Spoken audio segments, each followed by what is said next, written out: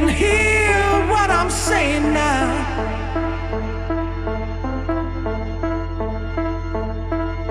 Spread your love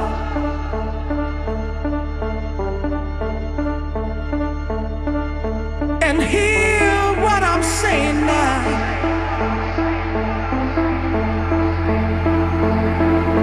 Spread your love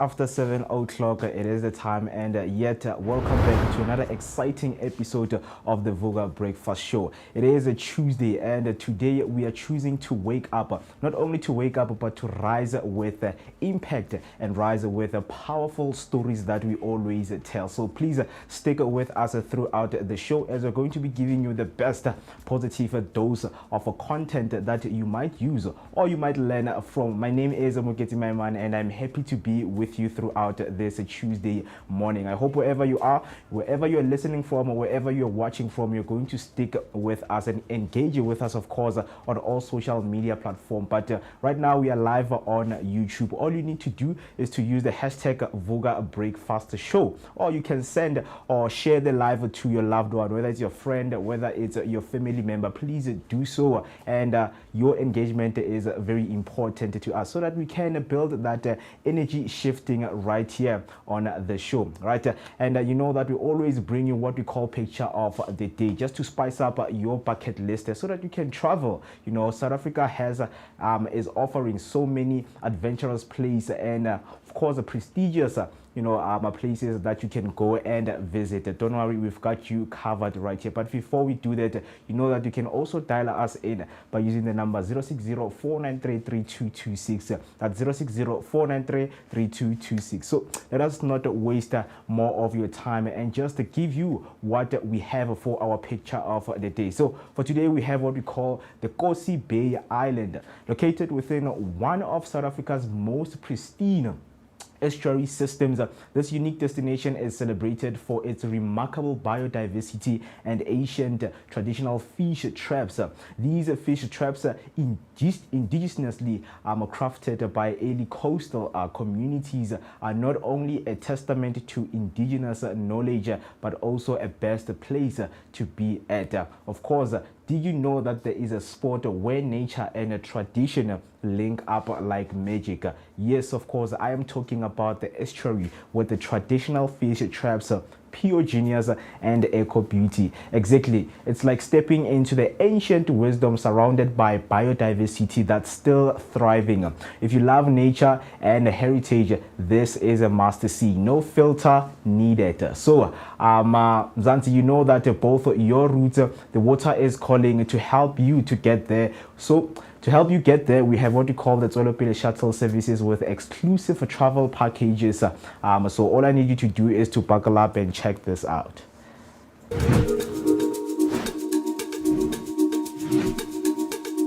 Escape the ordinary and discover the extraordinary with Soweto Tours.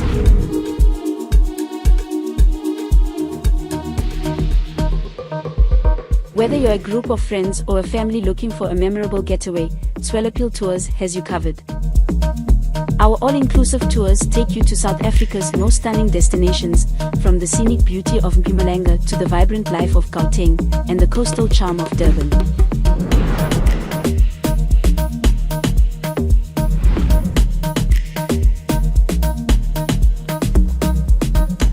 Alright, I hope that was helpful right there. All of the contact details on your screen. Just book your traveling experience so that of course it can be enhanced and of course give it the best experience that you can.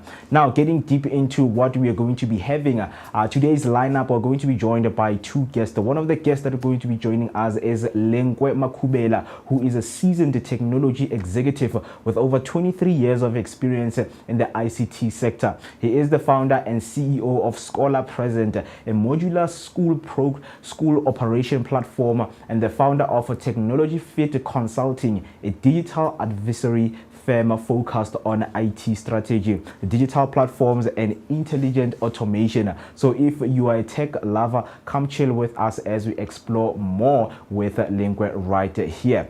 And then nextly, we're going to be joined by Newo Kinase, who is a young man who grew up in the township, shaped by the challenges of his environment and driven by a deep desire to rise above his circumstances. His journey was not easy, marked by questions of identity, silent struggles, and the hard lessons life teaches when you have to find your own way. And that's why he'll be here to share more of his journey with us. So do make sure to stay tuned for that conversation. Right now, what we're going to do is to take a short break and give you your latest weather update and come up with a sports news and a traffic headline.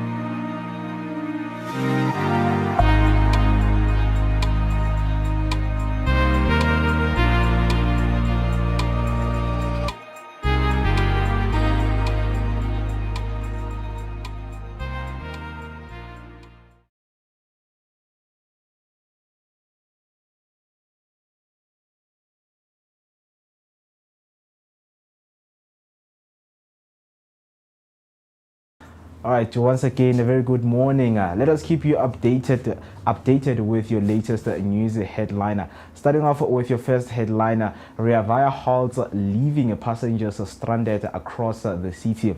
Reavaya reports a complete halt in bus operation, urging passengers to seek other transport operations. All buses are blocked from leaving the depot, and the company is engaging with operators to understand the cause. The situation is still unfolding. On the next headline, Mkwanazi to brief the NCOP amid SAPS unrest. KZN Police Commissioner Ntandla Mkwanazi will meet the NCOP to improve police-parliament relation. The meeting follows his claims of high-level SAPS and government collusion with the criminal syndicates, prompting scrutiny. Police Minister Senzo Mchunu is on special leave with a commission and ad hoc parliamentary committee probing the allegations. On the next headline, Sheba mine monitored after mass illegal miner arrest. Nearly 500 illegal miners arrested at Sheba mine in Barberton, and they will appear in court today. Authorities believe over 1,000 miners were operating underground, with around 400 still refusing to surface. Police are actively monitoring the mine shaft for sign of movement, according to Mpumalanga's Brigadier Donald Mdluli. That's all for your news headline. Heading over to your sports news, starting off with cricket news. India wins all-time test despite Woke's heroics. In the thrilling finale at the Oval, India narrowly defeated England by a handful of runs to level the gripping 5-test series 2-2. Chris Woke, injured by defiant, supported Gus Atkinson in a dramatic final stand. Despite heroic efforts, Atkinson was bowled by Siraj, whose 5-wicket haul sealed a historic win. The series featured incredible bravery penned, played with a broken foot, Wokes with a dislocated shoulder, and moments of high drama reminiscent of England's legendary 2019 exploits. With the Ashes looming and key players injured, England now face an uncertain road ahead.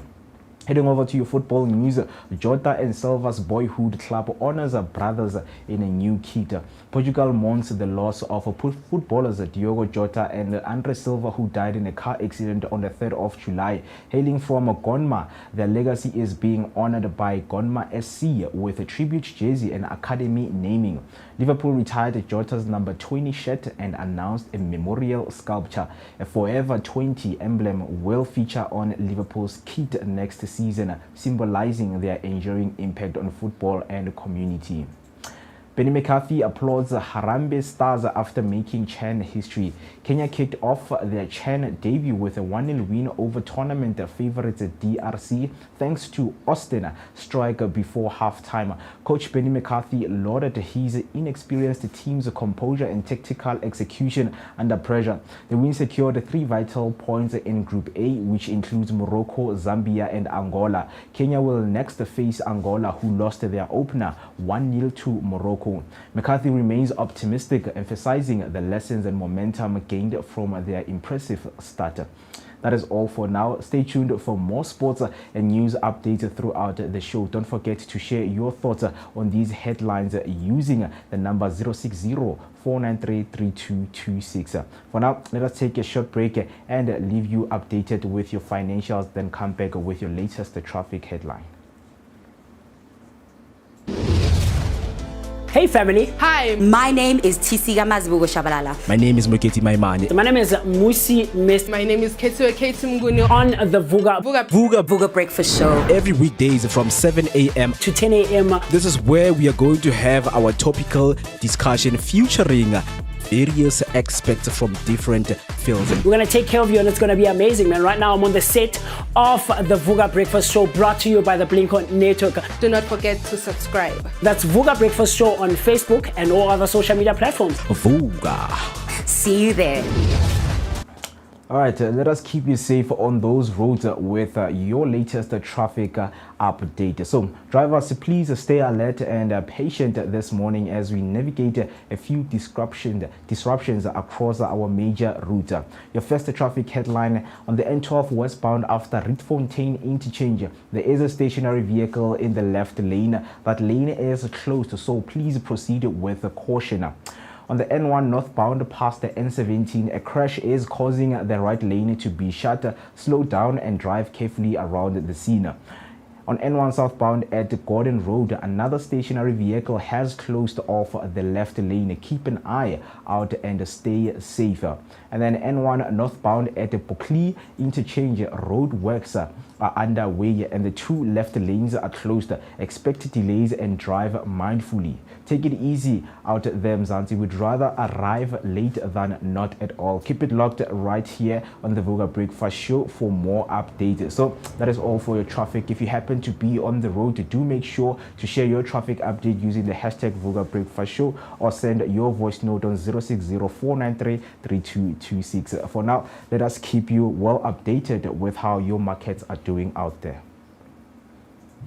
Vooka Breakfast Show. We're out here in the heart of Soweto, Dobsonville. This is right next to Zondi Hills and just before you get to Broad Fisher Club. I'm out here, my name is Musi West. I'm out here with the one and only maximum temperature. I'm working with my TC Shabalala Wakamazibugo, and of course our station manager, the one and only Manele Lyric. And we're traveling out here, man. This is what we do on the Vooka Breakfast Show. Yeah, you gotta get it fresh. Bugile, we are fresh and nice. Now it's time to take the information to the people. Of course, like Mo just mentioned, do stay tuned, comment, like, subscribe, share your thoughts and your opinions and everything else in between. We're going to be coming to a street to do live near you, wanting to know what your thoughts are out there on the street. First, we've got TC Mazibugo with the traffic update. Right now, we are going to N1 southbound to make sure that whatever that you guys get, it is real-time information. So, looking at Mukhorosi, we have robots that are not working right here, but the traffic is moving. We're going to look at when is your rush hour time, when people are from the work, or from school, Yes, right? sir. Yes, Gonna sir. give you your daily update. So do make sure that you stay with us. Mobile Vooka Breakfast Show. Yes, sir.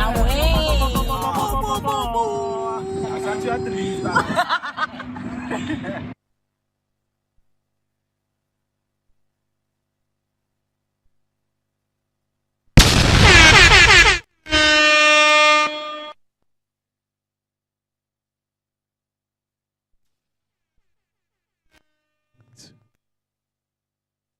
Oh.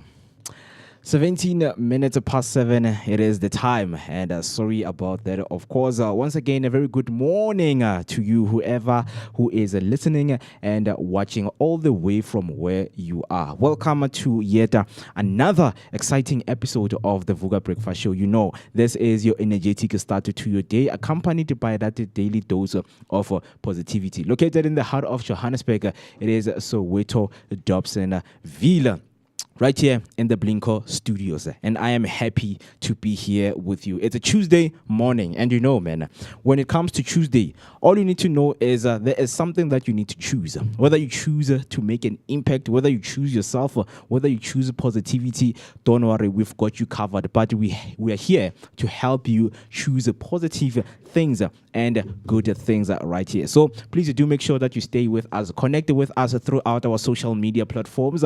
We are Vooka Breakfast Show. Right now we are live on YouTube. The least that you can do is to share the link with your friends, because we know some of you have a WhatsApp. So just to share the link to your WhatsApp status, your friends will join the chat, and of course we are going to engage as more is going to be discussed right here. It's Tuesday, as I have said, and we are choosing impact. Some of the guests that are going to be joining us right here, they are going to be bringing that impact that you need in your life. Yes, I know that each and every time when you wake up, back in the days, it was like, what is the word on the street?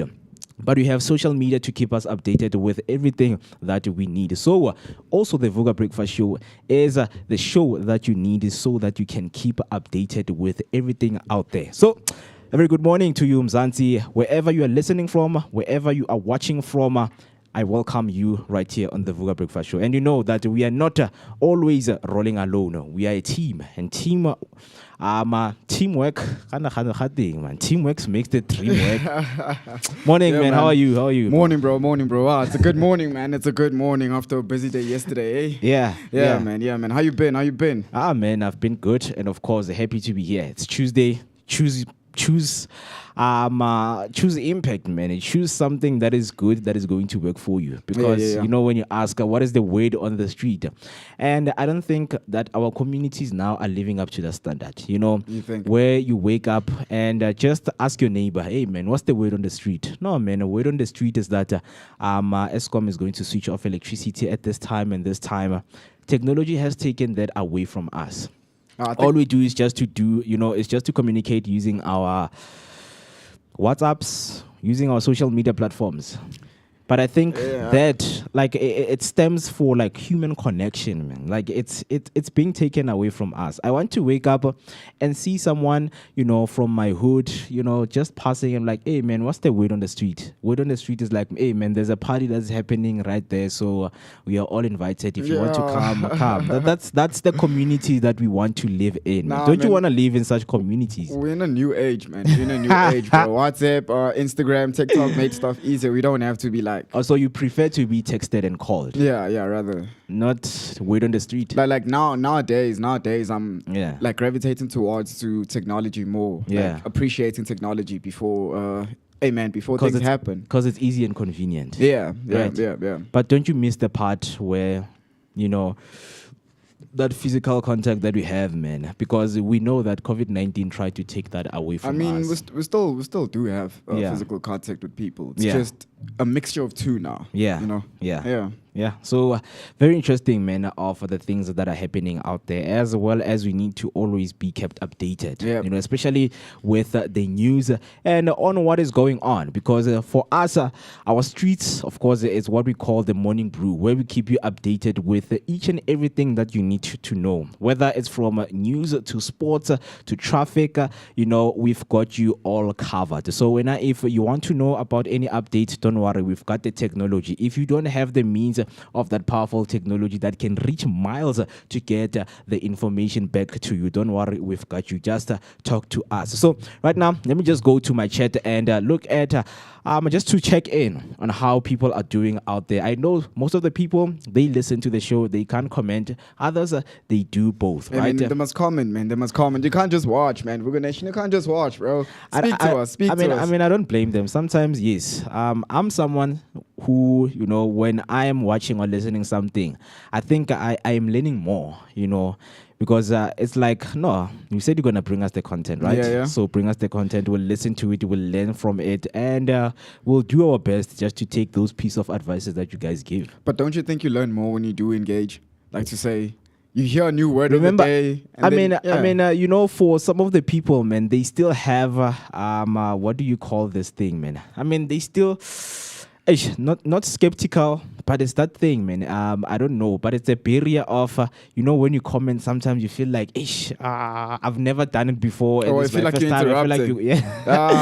And it's no, not. Man. It's not interrupting, man. We appreciate all the engagement, man. We encourage people to like speak to us more, man. You talk, know? man. Yeah. So speaking of our chat right there on YouTube, as we know, happy Tuesday to all of you. Tuesday morning, and it's still August, the new month, and the new week, of course, and we are also looking forward ahead of the rest of the month on what it has for us. Of course, we are celebrating women. It is a Women Month. To all of the queens out there, happy Women's Month and happy Women's Day in advance, right? So each and every day this August is dedicated to our special queens out there. So starting off with Priscilla Maimane coming through saying, morning, happy Tuesday, love you all. That's what we're talking about, man. Spreading some love. There's some positive energy, man. Of course, positive energy accompanied by that laugh.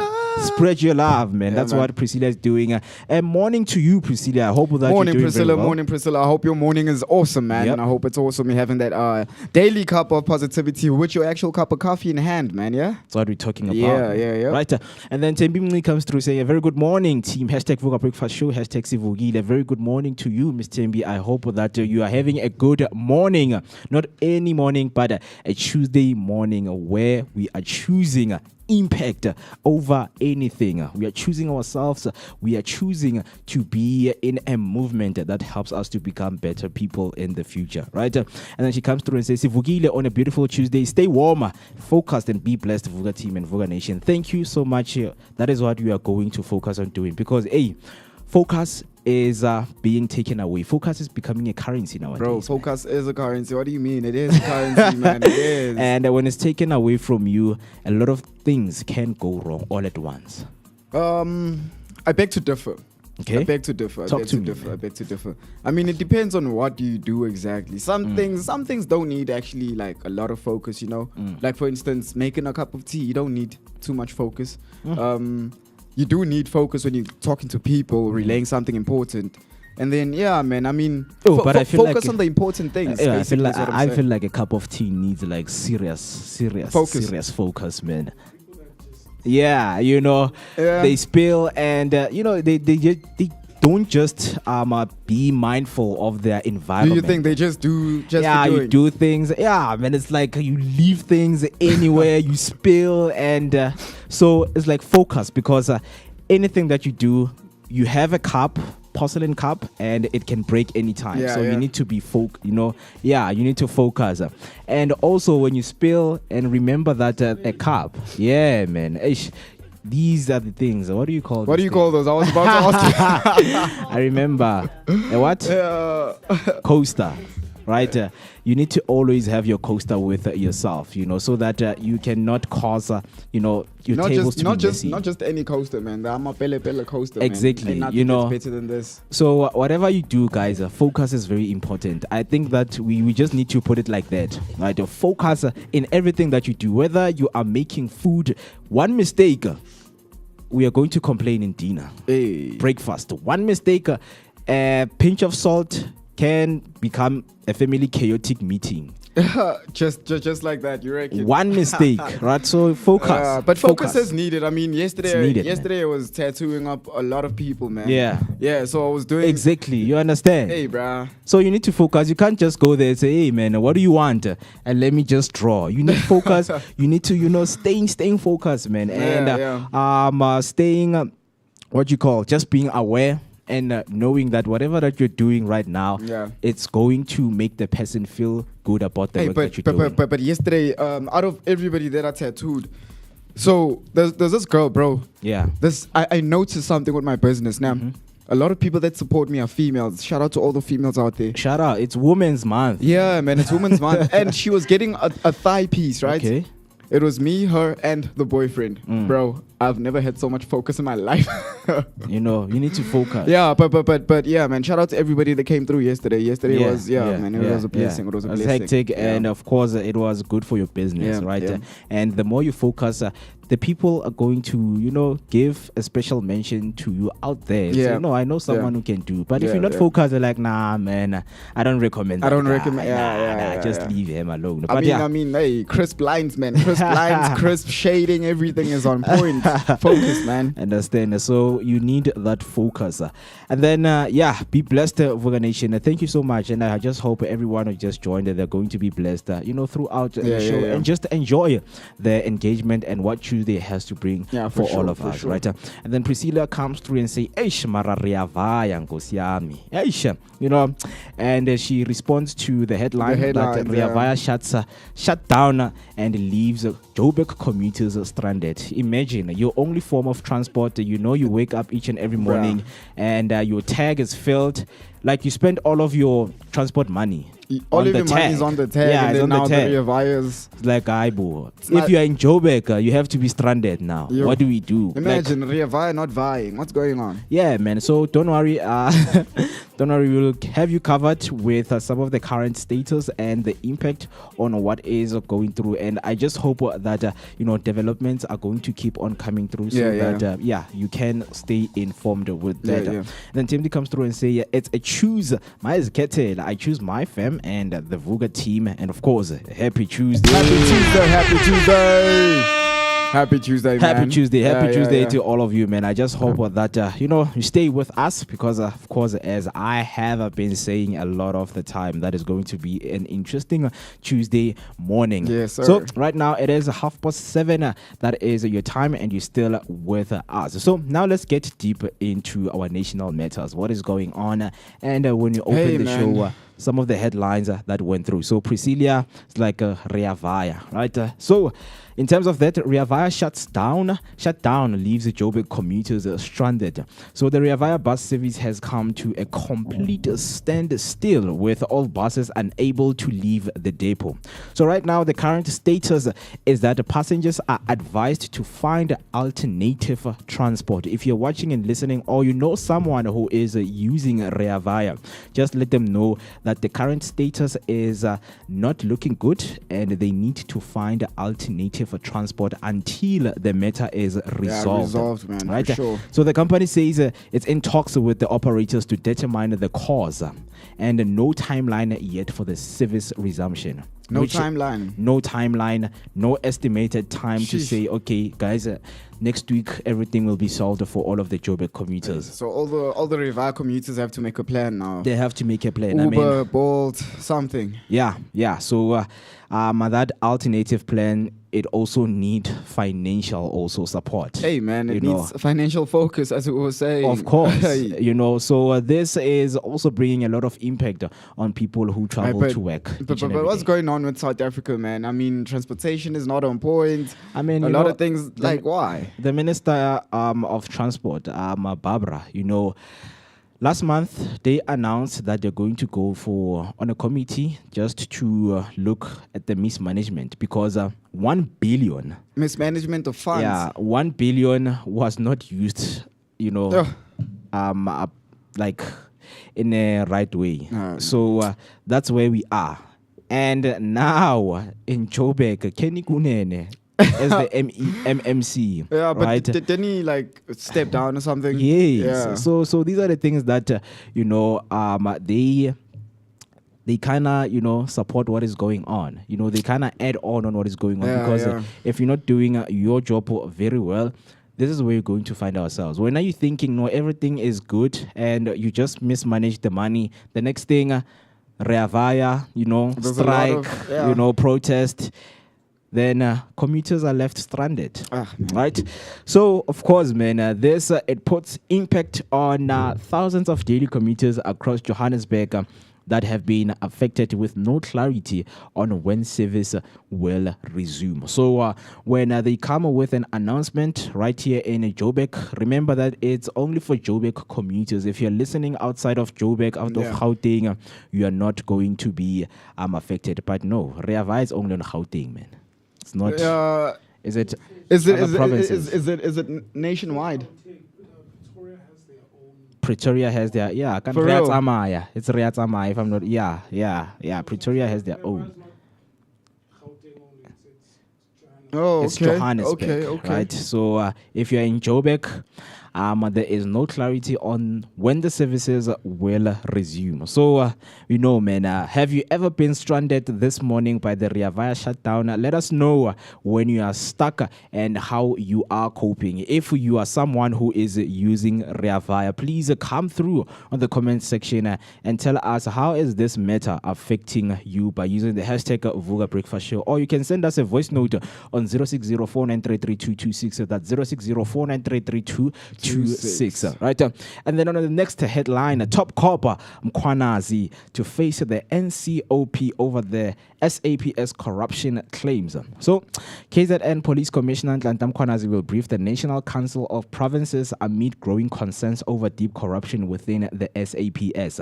And what's behind this is that Mkhwanazi alleged collusion between top cops and criminal syndicate, and Police Minister Senzo Mchunu is currently on special leave of absence.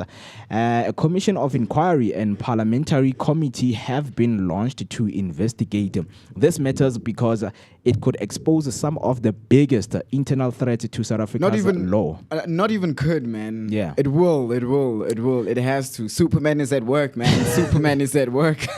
We hope that Yeah, we hope that that is going to happen, because really when you see the National Council, when they come and step in and they're like, okay, guys, we need him to come and brief the nation into what is going on so that we can get to the bottom of this, right? People are put on special leave. I mean, we don't understand. Why would you put someone who is implicated in a lot of crimes on special leave, on special right? leave? It almost seems like a how can I say, like a protection type of thing to Yeah, say, yeah. okay, hey man, something's about to happen. You go and leave, Yeah. and then when you're on leave, we can use that as an excuse to Yeah. say, yeah. It seems like it though. Exactly. Yeah. And we just hope that this is not another smoke screen, man. Hey, Because man. we want to see accountability being put on the table. South Africa is full of pickpocketers. You know how pickpocketers work. Hey, Tap on the hey. shoulder. Meanwhile, they're busy in your pockets. That's what's going Hey, on, bro. You know, so we just hope that this will be announced as as quickly as they can, man, so that we know what has happened and how do we move on to protect, people who are, part of, the police ministry. Yeah, for sure. Because right now, Mr. Firoz Kachalia is now the acting police minister, who was appointed. And the MK, they went to court. They were like, we want to appeal because the president did this decision without including us. Remember, we formed the GNU. Oh yeah, they formed it together. Yeah, so that as the yeah. cabinet, we can go and sit down and say, okay, guys, This is- Senzo Mkhunu yeah. has done this. Now, who are we now appointing as the new police minister? Right? But we just hope that also Mr. Firoz Kachalia will be protected, man, as fight is continue. Crime is being combated right here in our country, right? From within. Within. So I think we are finally seeing accountability on the table, not any smoke screen, right? And then moving on, the Sheba mine crisis, man. Nearly 500 illegal miners were arrested and hundreds that are still underground. Police have arrested nearly 500 illegal miners at Sheba mine at Barberton in Mpumalanga, while an estimated 400 remain underground, refusing to surface. Right. So one of the questions one will ask themselves is, guys, what is underground in this country? What do you mean? What is underground? What is underground? Literally underground, bro. They're digging holes. They underneath us. You digging holes for what? Bro, is what? this not what's it called? The city of gold? I mean, yes, it is the city of gold, but I think we need to emphasize more that, okay, South Africa has a lot of minerals, right? And a lot of them, some of the mines, of course, have been left. Yeah, right, just open. just that. openly. Yeah. And we are now seeing a lot of illegal miners coming in our country. I mean, why aren't we doing anything as our country to say, guys, let us, find some budget, Nyana, and refurbish the mines. I mean, not let to people say, work. Not to say, I'm speaking for the miners, yeah. Yeah. But I really don't blame them, man. I don't blame them. I mean, if I had the skill of mining and I see a mine open, I know very well. I know it's risky, but I'll do it for the fam, bro. Yeah. So I don't blame them, man. I'm not condoning any illegal mining activities. Yeah. I'm just saying, man, I don't really blame them. They're human at the end of the day, bro. Yeah, I mean, if you walk in the street and you see 100 rand on the floor, what you doing? Hey, Are you not gonna pick it up? Hey, Exactly. nowadays, man, Exactly. it's tough. It's so tough. you pick it It's up. tough, yeah. So people need to understand that a lot of these illegal miners, they go underground because there are minerals out there, and those minerals they sell. Not only sell, but they sell quickly. They sell fast. One of the stories that came out is the chrome. The chrome mineral. Hey, man, and I always known we had chrome, yeah? Yeah. But I didn't know chrome was such a big thing in South Africa. It's a big thing. It's a man. huge thing. Some of the political members, allegedly, they're involved in allegedly. the chrome syndicate. It's crazy. It's Yeah, crazy. And they have their own little miners. they say. Yeah. I mean, imagine if a miner can come out there and tell the whole nation that I am getting 7,000. No. 70. 70,000. 70,000, 70,000.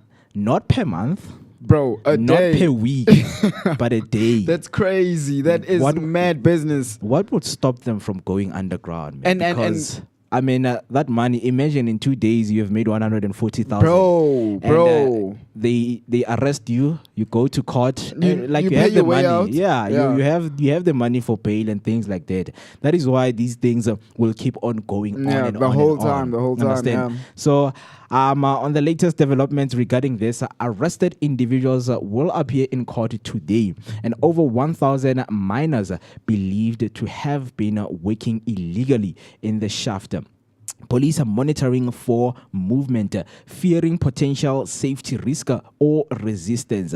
And when it comes to safety first, authorities continue to assess the structural stability of the mine and plan the next move very, very carefully, right? And of course, as we're discussing right here, the question will be, what's driving people to risk their lives on illegal mining, and how does the state respond without just criminalizing desperation? Hey, Right? bruh. Like, what is it that drives people? We all know that this is money driven, man. We've been saying it's the love of money, bro. You know. And money is needed. So Money is needed, yeah, man. hey, And, but don't go over the extreme measures to get that money, bro. Hey. come on. I mean, when people are out there, and especially guys, or whether it's a woman or a man out there who is looking to look after their families, right? Yeah. They will go to certain extent. Yeah, there's cause- things that do. Yeah, for yeah, sure. there are for things sure. that they do, Yeah. and without any fear, man, they will just go in. They'll do what they're supposed to No do. fear, no guilty conscience, No just fear. clean. Right. And supposedly they in the underground illegal mines. There's a whole community. They are prostitutes there. Yeah. There are people that sell alcohol. There's a whole Food, economy man. underneath. Food, Mm. so it's those kind of things that there's a world. Hence they it's always call it the underground The underground world, yeah, for Right, sure. because it provides everything you need to know.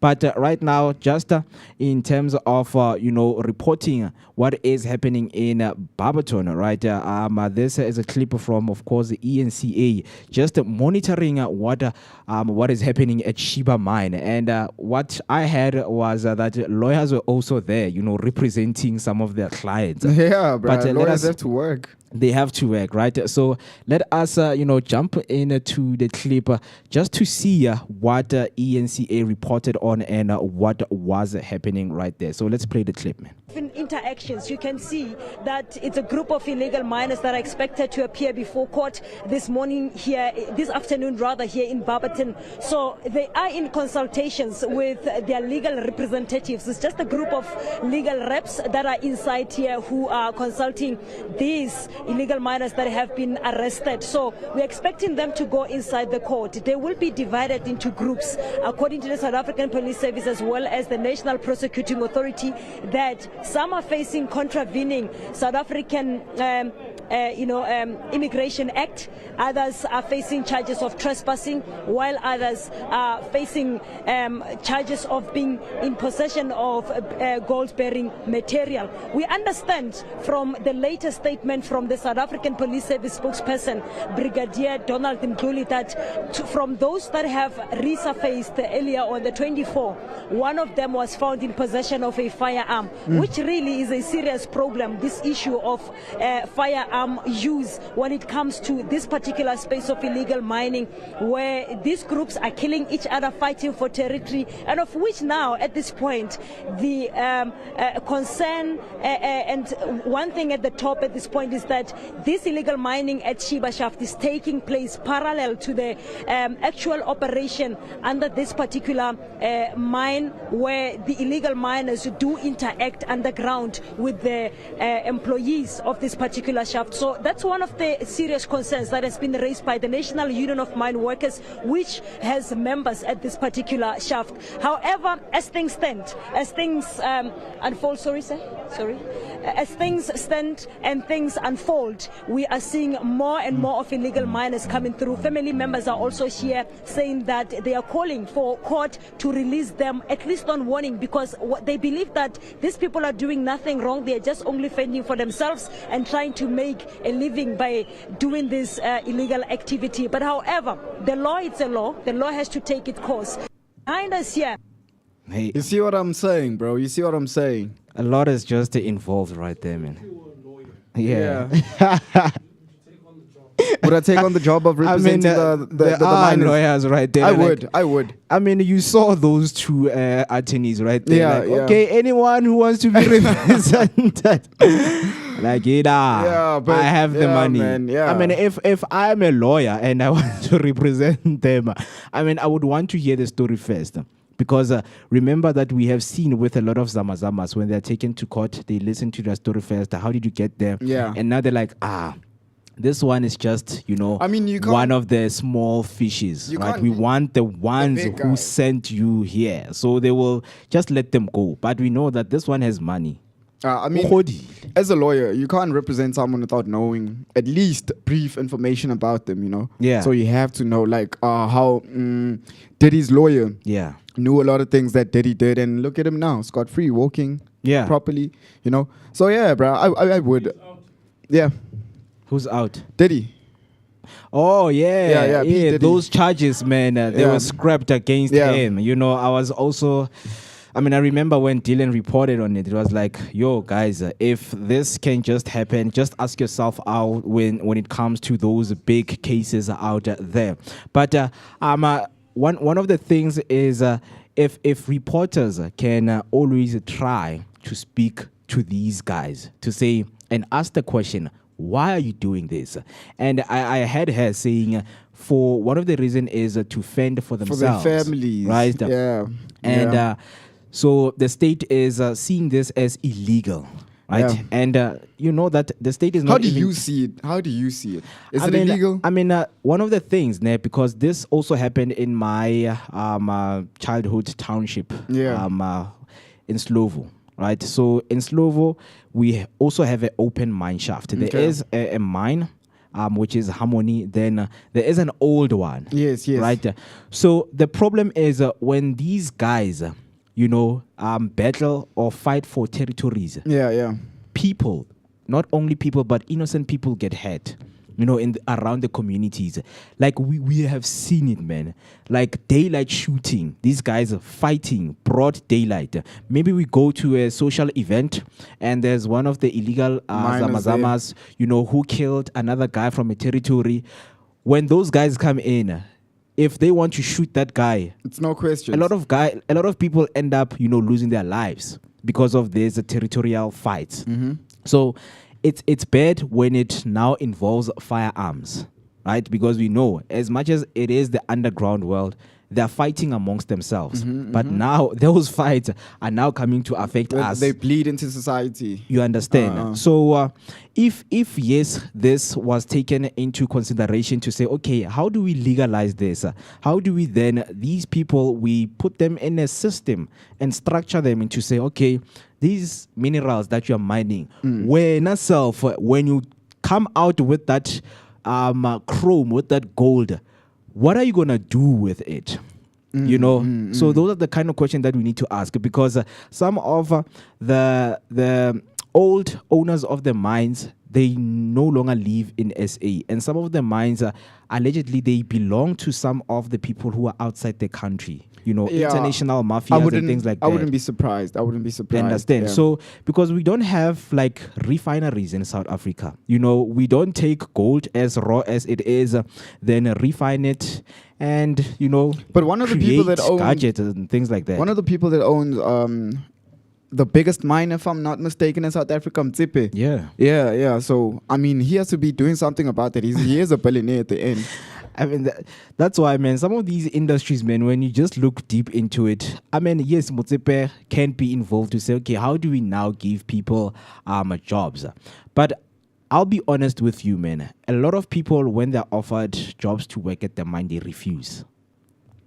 What? And now these mines, people who work there, it's like guys that are coming from, poor backgrounds, and they're willing to do everything.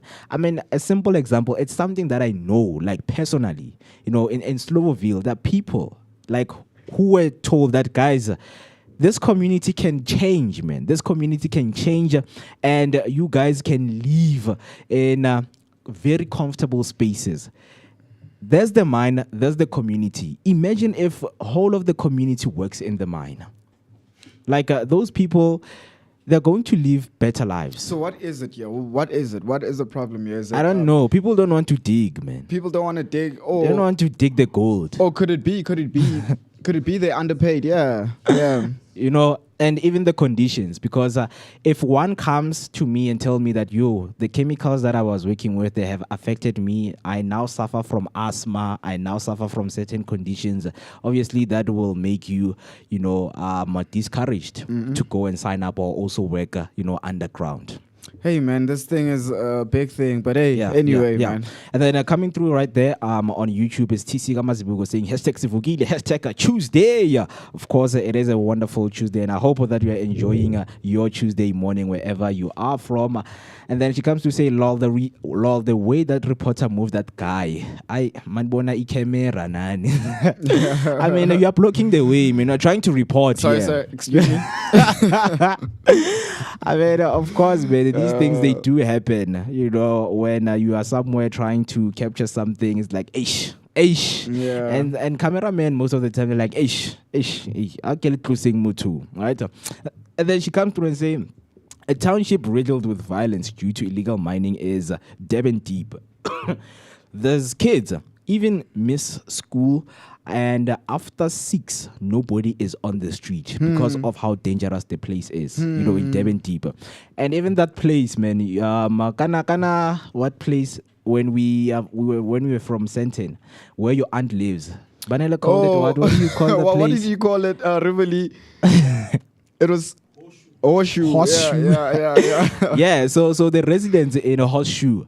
So the informal settlement this side, those guys, I remember in 2019, in the morning when we passed, you will see miners coming back, in the morning. And we saw sometimes there will be police officers, and it was reported on the news that I don't know how many people died because of the fights of the territory that they were having, right? So it's things like this, man. Whenever they happen, I mean, people get scared, right? Because how can you not be scared? Yeah. How can you not be? So now informal settlement are no longer the informal settlement where people live, right?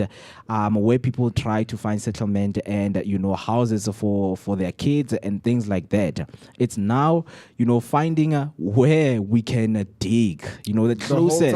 You have to ask yourself, why now we're having informal settlement? And then when you scan around the area, you're like, no, man, there's an open shaft out there, so these people are here for that open shaft.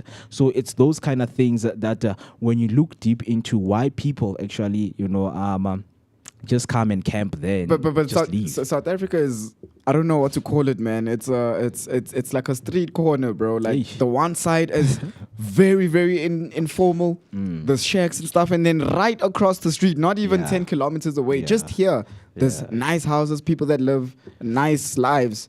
Like how's the parallel, man? That hey, man, it's just different. It's different. Very different, man. Then TC comes through, says there's literally a whole location near Florida in Rodiport called Jerusalem, or is it there past the High Gate? That's literally that's the one that I'm talking about. Yeah, right. The horseshoe. The horseshoe. That is literally where police faced off. Yeah, they were shooting. Like they shot back. They were fighting the police. And I remember when it was reported that the police had to go back and call for backup. That's how bad it is. Because now when you want to be a police, the next thing when the Zamazamas shoot, you run away. South African cops or something else. Shoot back. Don't run, Modelfe. I mean, that's what Mkwanazi, is advocating for, man. Like, when a criminal is shooting at you, shoot back at the criminal. Yeah. Why when now you have to go back to the station and report? To show you that South African police have nothing compared to these criminals. When I think 2 or 3 years ago, there was a heist they were doing here in Dobsonville. And then they shot up the police station. The police went in the police station running. And locked the doors. And then, bro, like, if you lock in the doors, who's going to protect us? Yeah. I think we need to understand, the police themselves, they need to make us understand how does the law protect them, because I remember reading this article in terms of a police having to protect themselves. They say if a criminal has a gun and then the criminal is not, intending to shoot the policeman is not allowed to shoot the criminal. I shoot you. Like imagine, Pella, that guy can just bro. You are dead. And then what? Okay, even if you survive, what you going to say in court? guys. No, he had a weapon, but with no malicious intent. No, Even bro. they're like the self-protection, against yourself. I mean, they saying when a criminal is in your house, if their intention is not to harm you, don't shoot them. No way. I mean, just think that this person No has way. jumped. First thing first, this person has jumped my wall. What makes you think that this person is not here to harm And me? I have a family to protect. This person used a crowbar to open my door. What makes you think that this person is not here to harm What me? is it coming in to say hello and have a cup of Guys, tea they're with like, me? don't shoot them. Talk with them. Talk. Calm them down and call the police. No way, Which bro. criminal is like you? You caught me. You caught me. I catch you. I catch you in my yard. I catch you jumping in guys. my yard. It's over. The law in this country, man, it needs to be reviewed in terms of, us as citizens protecting ourselves. And, I don't need to go through in terms of what, Mkwanazi has did in terms of solving crime, because it was a lot. Even taxi drivers, whenever they saw him, they were like, yo, Baba Wami, Asilwi, we're not fighting, because they know that guy, he uses, the law on his advantage. Like, he uses the law on his advantage. You should use it to your advantage, man. You should. I mean, it's there to protect you at the end of the day as a civilian. Right. Man. Yeah. And then TC comes back say, isn't it ironic that the illegal Basotho miners that use the AK-47 are called Marashia? Hey, bro. Yeah, back in the days, they used to call them Marashia. And there is another one that was investigated, I think it was last week on ENCA, that there are Basotho nationals who are having the military camps. Yeah. Yeah, man. I don't definitely believe that. I wouldn't hold it against. But they went on to search. There were no any military camps, because an interview was conducted with Basotho, Minister of Police, if I'm not mistaken, right? So he was asked if any syndicates, who are dabbling in this, military camps that are being, put in SA. And he was asked, like, he was like, I think he has had the word outside that there are Basotho national who feels like that portion that was divided to say Lesotho, it's not enough. Some parts of South Africa belongs to Lesotho. Parts like your Free State. Free State is Basotho land. For sure. That's what they say. And they are plotting those military camps to take back their land. But how are you going to take back the land with using weapons? Why not use papers? Yeah, like for real, bro, for real. The whole Lesotho national using Bambi. Yeah, papers meaning like your title deeds and stuff of that nature. I mean, it will come back to say, how did they take the land away from us? The same Basotho nationals. They were like, yona South Africa ba linkile jwang lefatshe la rona. So hey, man. They claim, yeah. How's Lesotho like landlocked? Like what? Gated? Yeah, like inside another country. A country. Hey, bro, a country in a country. Inside It's, a country. it's wild, eh? It's wild. I mean, But apparently, sorry, man. Yeah. Apparently, they say how that happened was when South Africa was being taken over by the white people, the Basotho king had fought so hard that no one could come in and just take the land. And he spoke to the people in power to say, look here, please just leave us alone. Or just stay here with our stuff. Yeah. And then you guys can. So it's like you're at home. So you're going to repeat this. So you're at home and you've got your room there. You're at home with your room, yeah? Yeah, so it's a family yard. Mm-hmm. And you've got your own back room where you've got your own laws there. Yeah. It's exactly like that. It's, your homestead, you're in the back room. What happens inside the main house isn't your concern. What concerns you is your own rules in your room. You know what I mean? Yeah. It's exactly like that. So it's crazy. It's crazy. Yeah, man, and it's questionable. A lot of things that happened, in the past, they are so questionable. But 2 minutes before we hit 8 o'clock, lastly, as we close this off, police are probing Basotho military camps right here, and I have some of the article from ENCA that was written back then, right? So, police, they were intensifying investigations into reports of military training camps involving the Basotho nationals. Last week, Lesotho police claimed Basotho youth are being recruited for military training in South Africa. Its national police commissioner described it as a growing national security threat to Lesotho. The issue topped the agenda at a recent meeting of police commissioners, and then a Net Joint's co-chair, Lieutenant General Tebello Musikili, said police bosses are in contact with their Lesotho counterparts. We are engaging with our colleagues in Lesotho, and all the security clusters have a responsibility to make sure we do those engagement and analysis, and will continue to do that. That is what she said. So these are some of the things that we also need to be careful of, because we are seeing with the Zamazamas.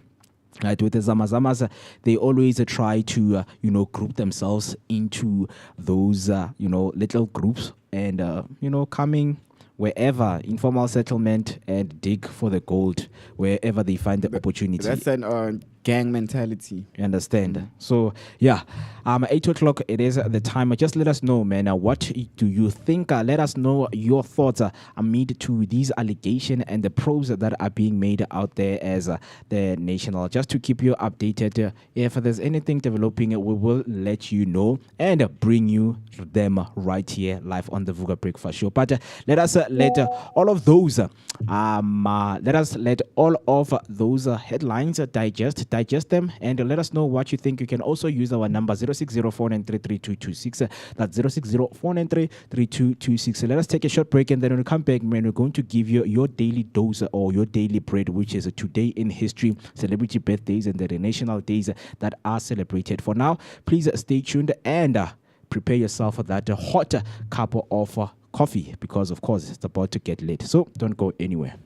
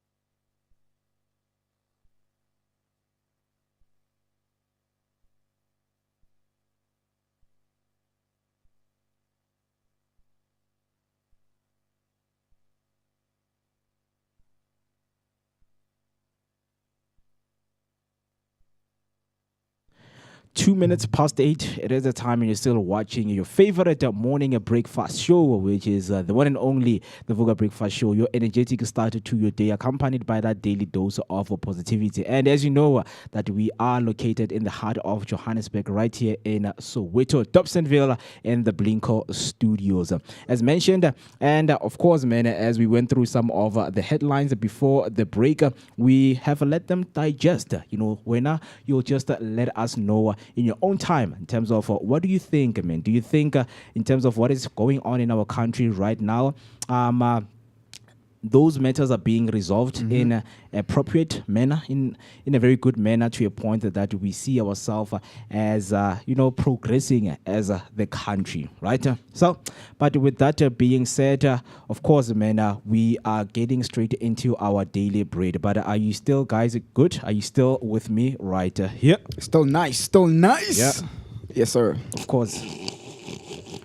Still nice, man. Yeah, still nice. Yeah, man, we're still good. I'm still. Oh my gosh, that sounds so good. Yeah. What I'm feeling myself, bruh. Feel Don't be yourself. on jelly here. Feel yourself, We're still good. We sound nice. We're all beautiful here, and we're all lovely. And obviously, giving you the most energetic start to the day. Now, I hope you guys are ready for this one because it's about to go down. Yeah. And then, as promised, man, in terms of what do we have for you today in history, and accompanied by the national days, the inventions, all of that interesting information that we have for you so that you can learn and also teach your friends out there in terms of what we are going to be teaching you, right? So let's start off with our first in terms of what happened today in history. So in 2006, Warren Moon becomes the first black quarterback to be inducted into the Pro Football Hall of Fame in Canton, Ohio, joined by Troy Aikman, John Maiden, Rayfield Wright, Harry Carson, and Reggie White. In 2006, Warren Moon made history as the first black quarterback inducted into the Pro Football Hall of Fame, breaking racial barriers in a position long dominated by systematic bias. His enshrinement honored a 17-season NFL career with nearly 50,000 passing yards and 9 Pro Bowl selection, plus 5 consecutive Grey Cup wins in the CFL before joining the NFL. Moon was celebrated alongside legends like Troy Aikman and John Maiden, marking a class that blended groundbreaking achievement with enduring football excellence. Right, interesting. And then the next one, in 2021, FC Barcelona confirms a record-breaking Argentine soccer superstar Lionel Messi will leave the club because of Spanish La Liga regulation on player payments. In August 2021, FC Barcelona stunned the football world by announcing Lionel Messi's departure after 21 years, citing La Liga's strict financial regulation as the barrier to renewing his contract. The GOAT, man. Yeah, even after Messi agreed to a 50% pay cut, the club's massive debt and reduced revenue worsened by the pandemic. It made it impossible to register his new deal under league salary caps. Despite mutual desire to continue, Messi left as a free agent, ending an era that saw him become Barcelona's all-time top goal scorer and global icon. Dope, man. Dope. Just quick question on the Messi. He has his own club and gets paid by the FC, right? He has his own club. No. He has shares in what club does he play for again? I mean, with Messi, I don't know much, but I know with Ronaldo right now, he has, he has 15% of his current club right now, Al Nassr. Yeah. I think with Messi is the same Messi, thing. I'm not sure because Messi is in the MLS right now in America. So with him, it's more of a different case, right? But yeah, okay, we'll check on that. Yeah, we'll check on that and just come back. But we know that he is still the GOATed, right? Yeah, he is GOATed and will always be GOATed. Yeah, right? Our very own Maradona, man. Yeah. Very interesting, man. And then in 2022, man, actress Anne Hatch crashes her car into a house in Mar Vista, right? Yeah. Los Angeles, igniting a fire that puts her in a coma and destroys much of the house. In August 2022, actress Anne Hatch crashed her Mini Cooper into a home in Mar Vista in Los Angeles at high speed, causing a massive fire that severely damaged the house and left her critically injured. Initially reported as stable, Hatch later slipped into a coma with serious burns and lung injuries requiring mechanical ventilation. The crash followed an earlier hit and run incident nearby, and surveillance footage showed erratic driving before impact. The homeowner escaped unharmed but lost nearly everything in the blaze. Right? So, yes, it happened this month, and it's so bad to, that's bad. Yeah, I mean, it's Women's Month, man. That's bad. Announcing that there was a woman crashed and then into a house. Lungs burnt. Oh, yeah, but yeah, that's it's history. It's history, though. Yeah, it's history. It's down the line of historical moments. It's a dark history, yo. Yeah. And then in terms of the inventions, and we know that we always go through inventions, man. What is it that was invented that we can look deeper into in terms of what we have right? So let's dive deep into the inventions. So the WW, which is, do you know what does the WW stand for? 3 W's. Yeah. World Wide Web. Exactly. There we go. The World Wide Web is a vast information system that allows users to access and share content over the internet using web browsers. Invented by Tim Berners-Lee at CERN in 1989 and publicly launched in 1993, it was designed as a universal linked information system to connect documents through hyperlinks.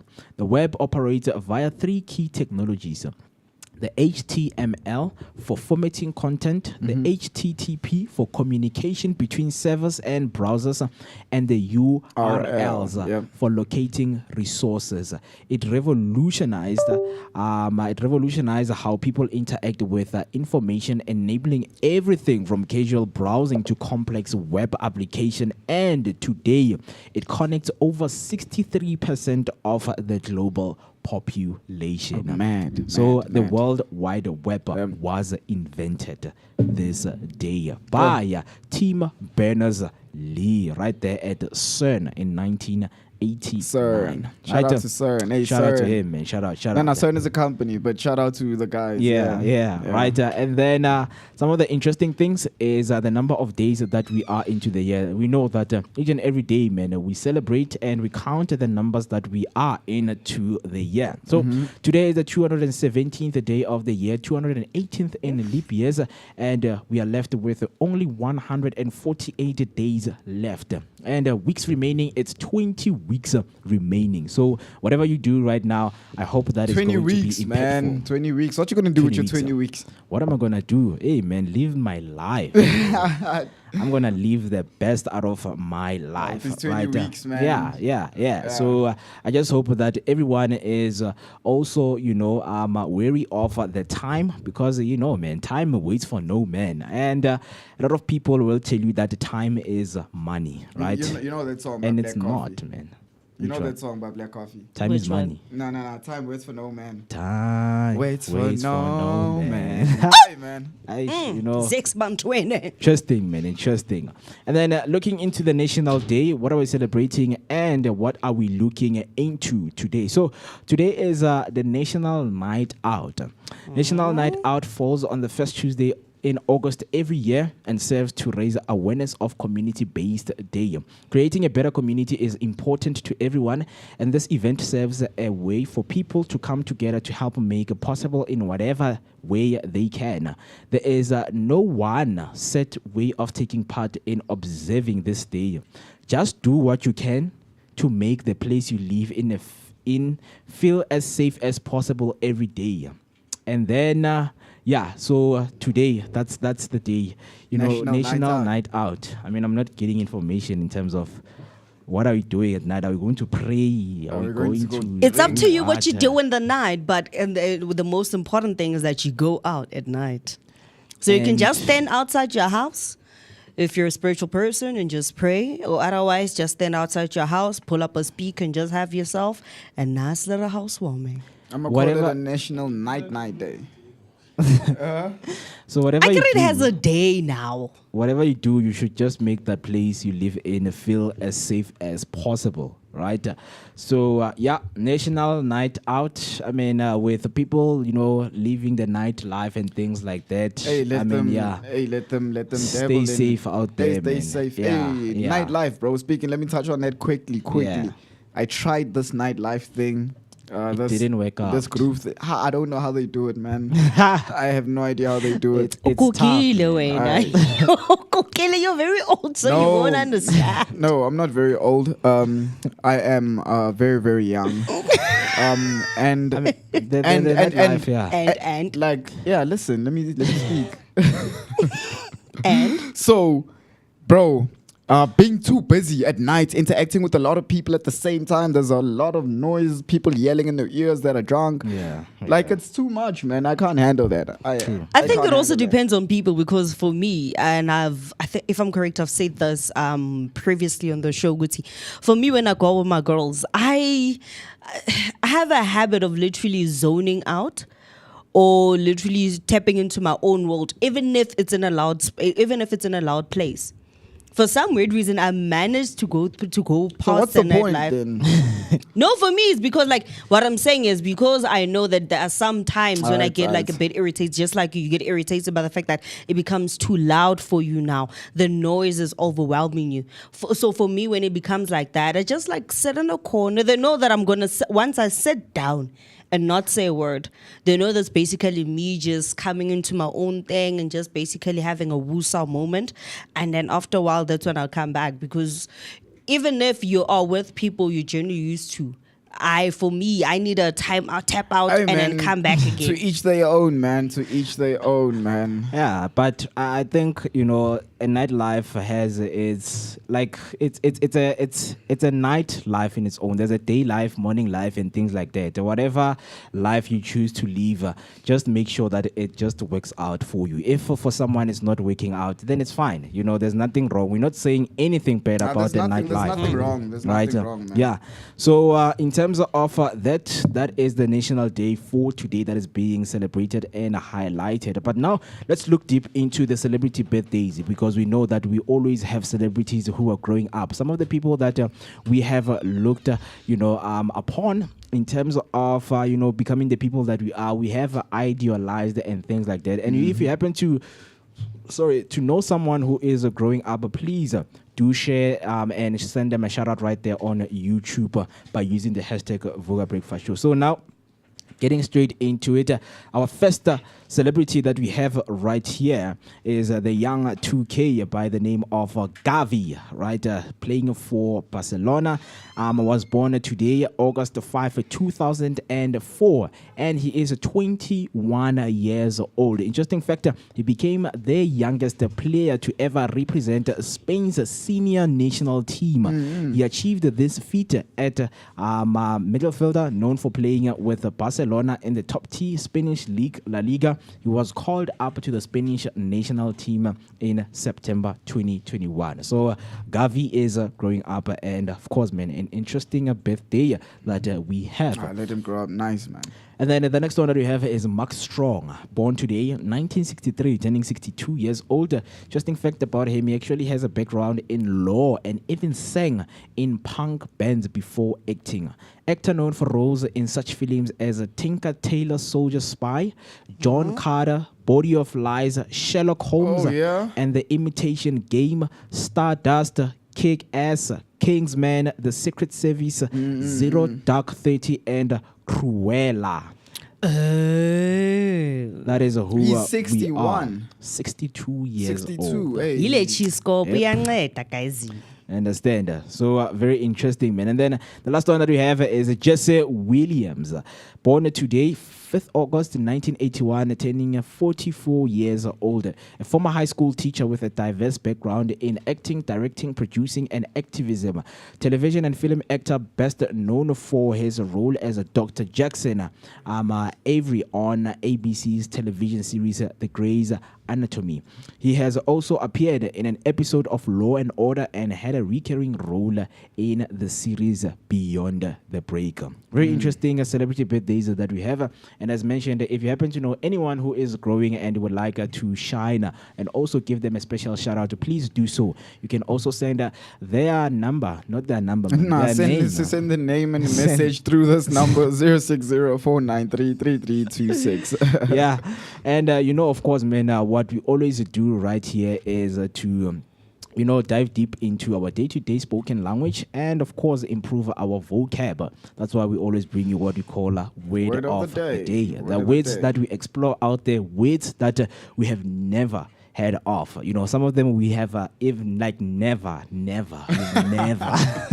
You've never heard of. Emphasis on the never. Yeah. I know. So we bring them right here and make sure that we learn something new, because each and every day is a new day for you to learn a new word, a new sentence, or a new experience, right? So let's get deep into it in terms of what do we have for our word of the day for today. So our word for today is logorrhea.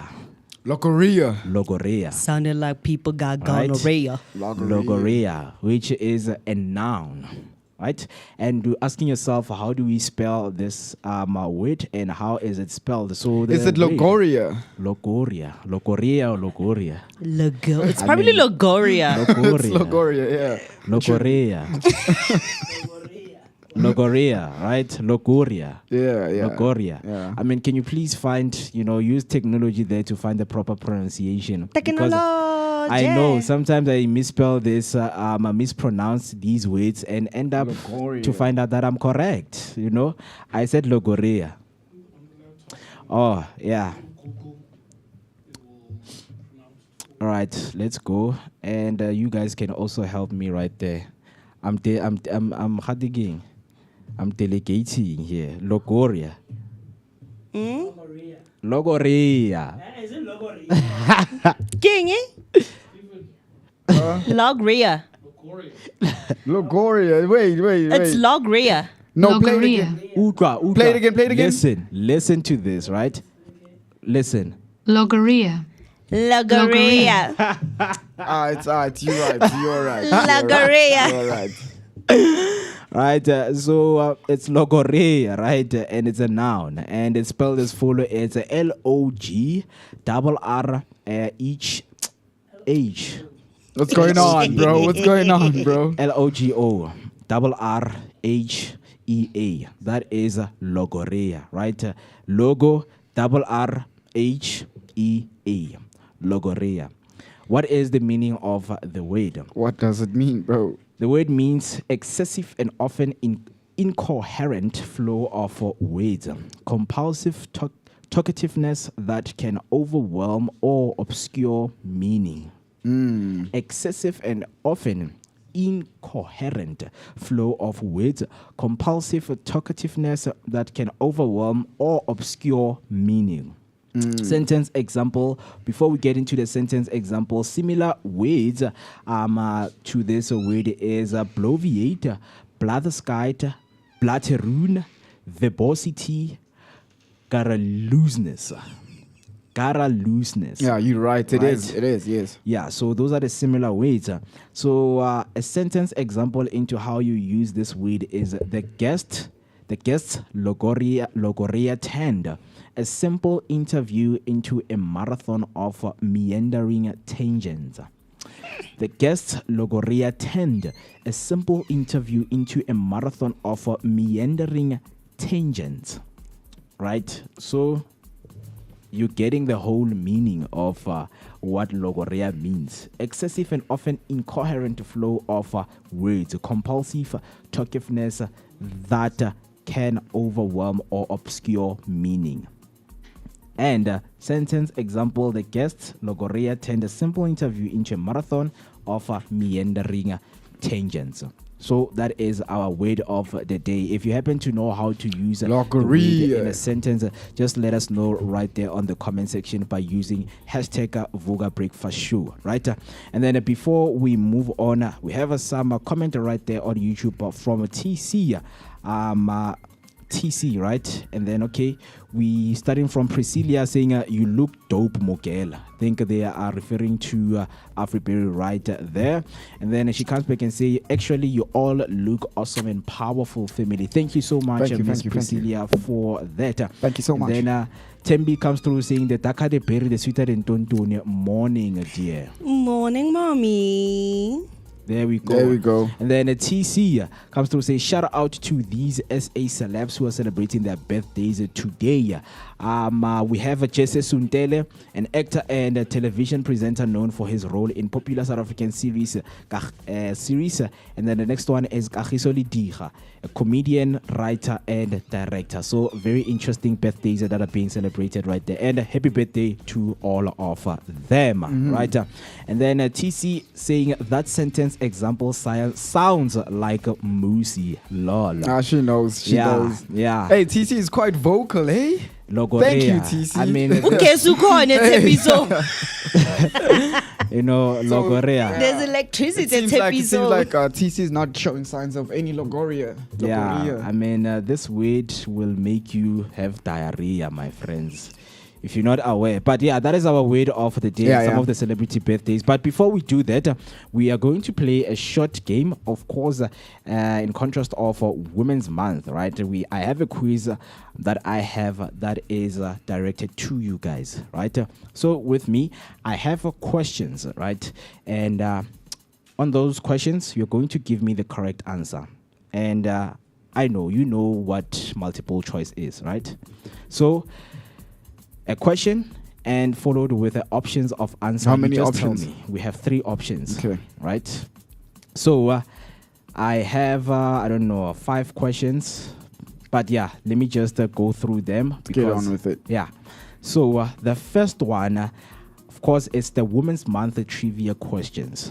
Right? I don't know if you have your knowledge right there in terms of Women's Month, right? So the first question my brain is exercising. so 1-1, right? So how many do we have right here? It's 4. Oh, so okay. the first 4, it's Steve, right?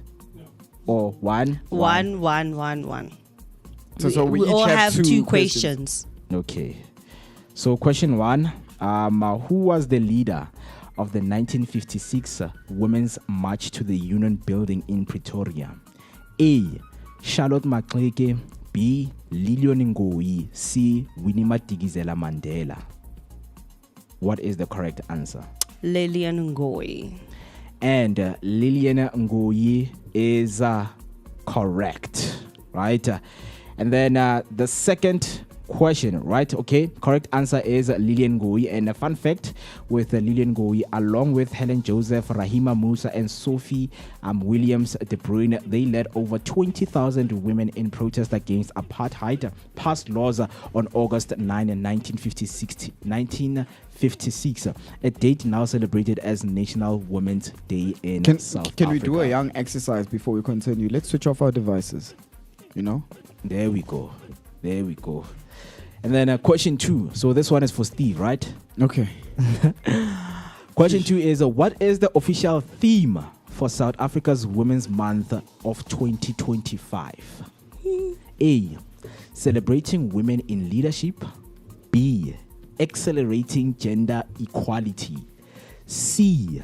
Women's socio-economic rights and empowerment. What is your final and correct answer? C. Your final answer is C. Yeah. Right? And that answer is correct. Yes.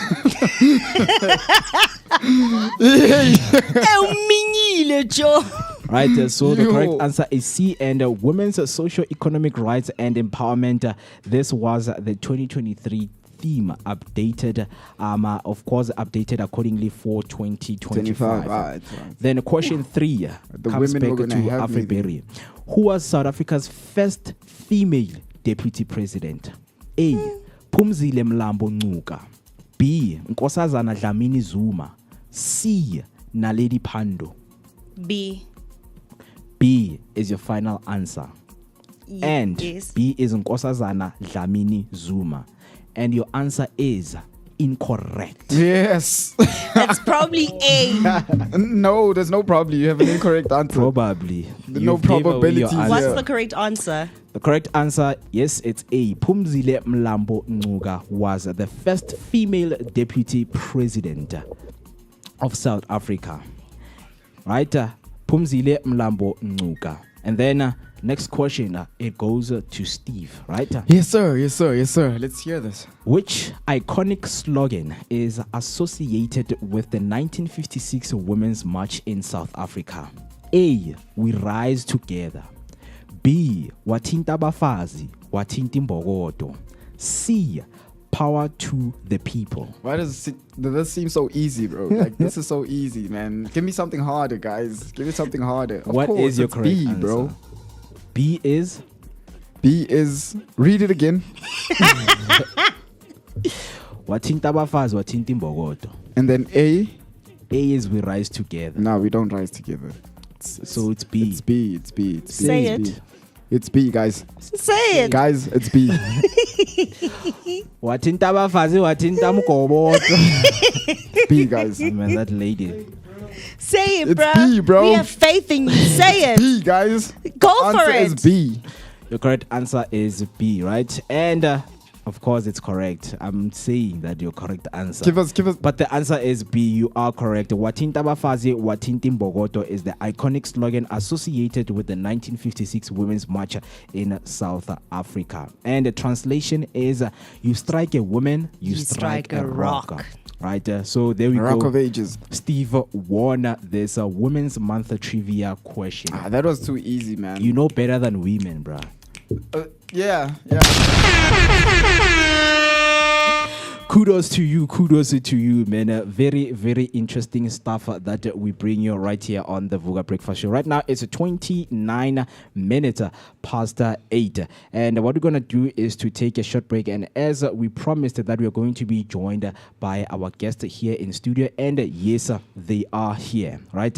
And after the break, one of the guests who is going to be joining us right here on the table, our first guest, right, or Mr. Lingwe. Yes. Right. Mr. Lingwe is going to be joining us after the break. Right. He is a powerhouse who doesn't just keep up with change. So I think this is a conversation that we should be waiting for. So let us take a short break, and then when we come back, we get straight into it. So kudos, don't go anywhere. Hey family. Hi. My name is Tisiga Mazibugo Shabalala. My name is Moketi Maimane. My name is Musi Mist. My name is Ketsuake Mnguni On the Vooka Vooka Breakfast Show. Every weekdays from 7 a.m. to 10 a.m. This is where we are going to have our topical discussion featuring various aspects from different fields. We're going to take care of you, and it's going to be amazing, man. Right now, I'm on the set of the Vooka Breakfast Show, brought to you by the Blink-On Network. Do not forget to subscribe. That's Vooka Breakfast Show on Facebook and all other social media platforms. Vooka. See you there.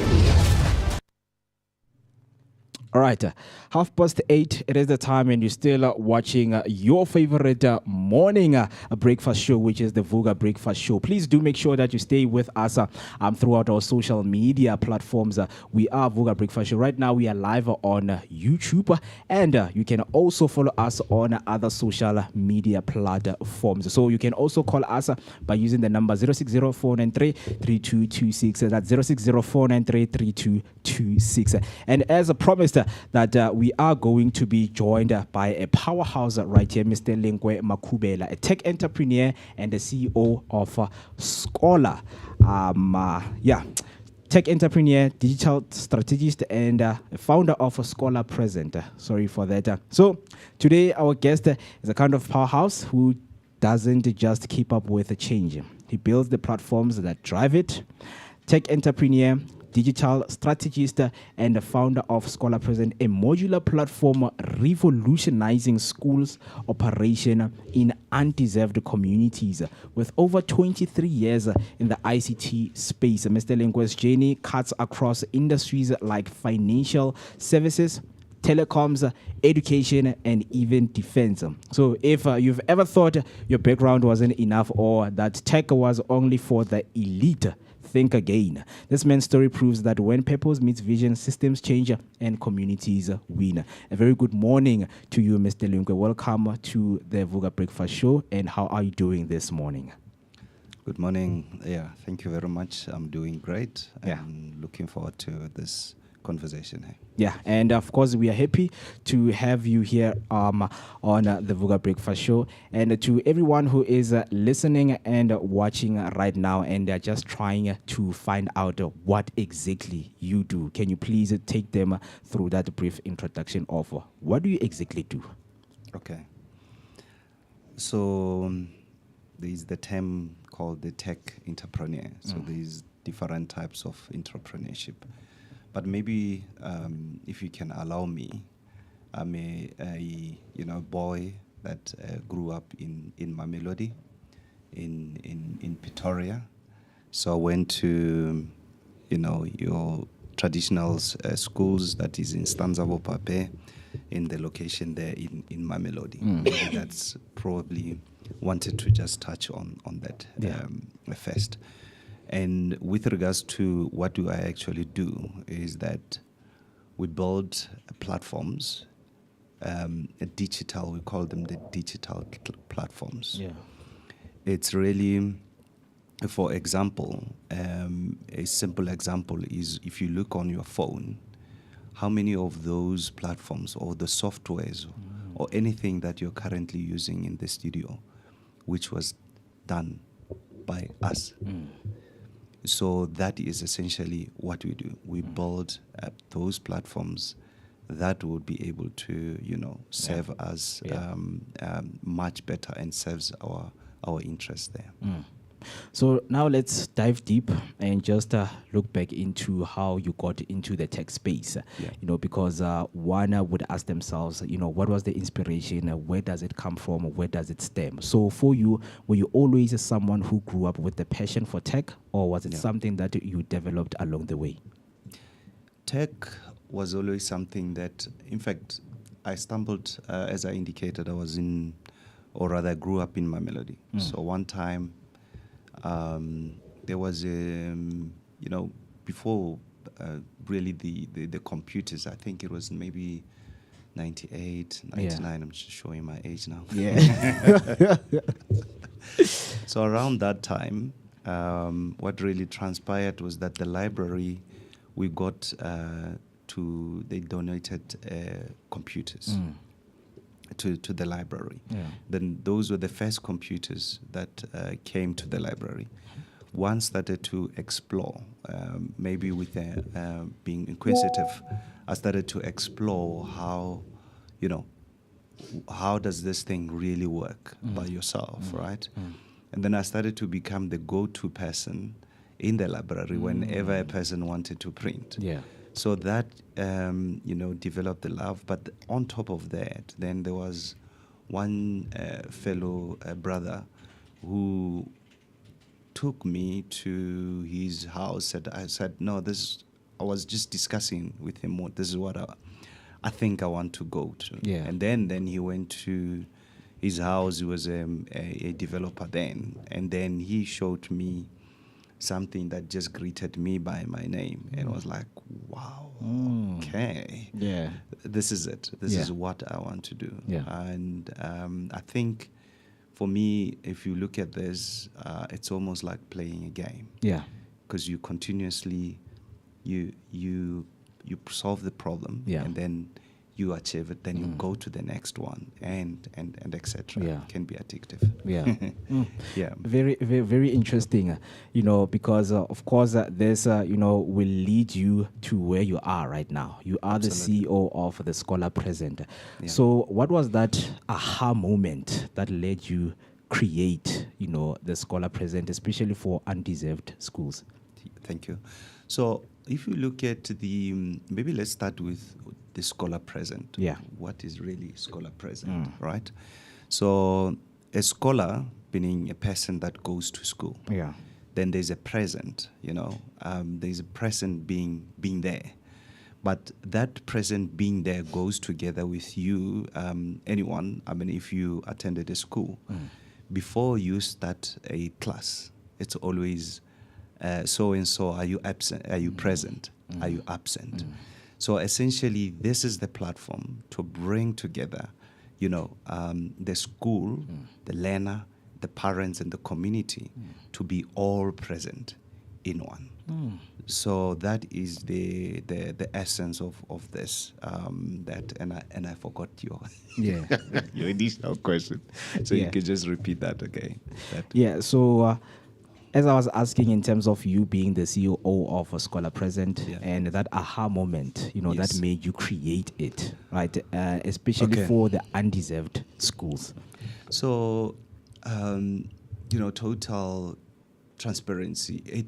I think one stumbled across it, right? And it has evolved, I must say. There was a year when I was still, still really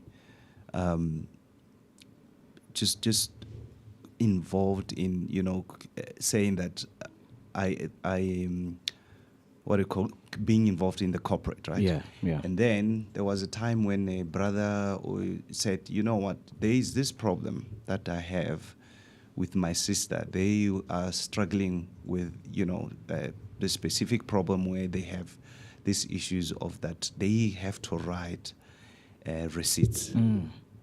Like if they have to go for school trip, they are going to have to write every receipt down, and then from there they must be counting, take through that thing, count how much is this money that we collected.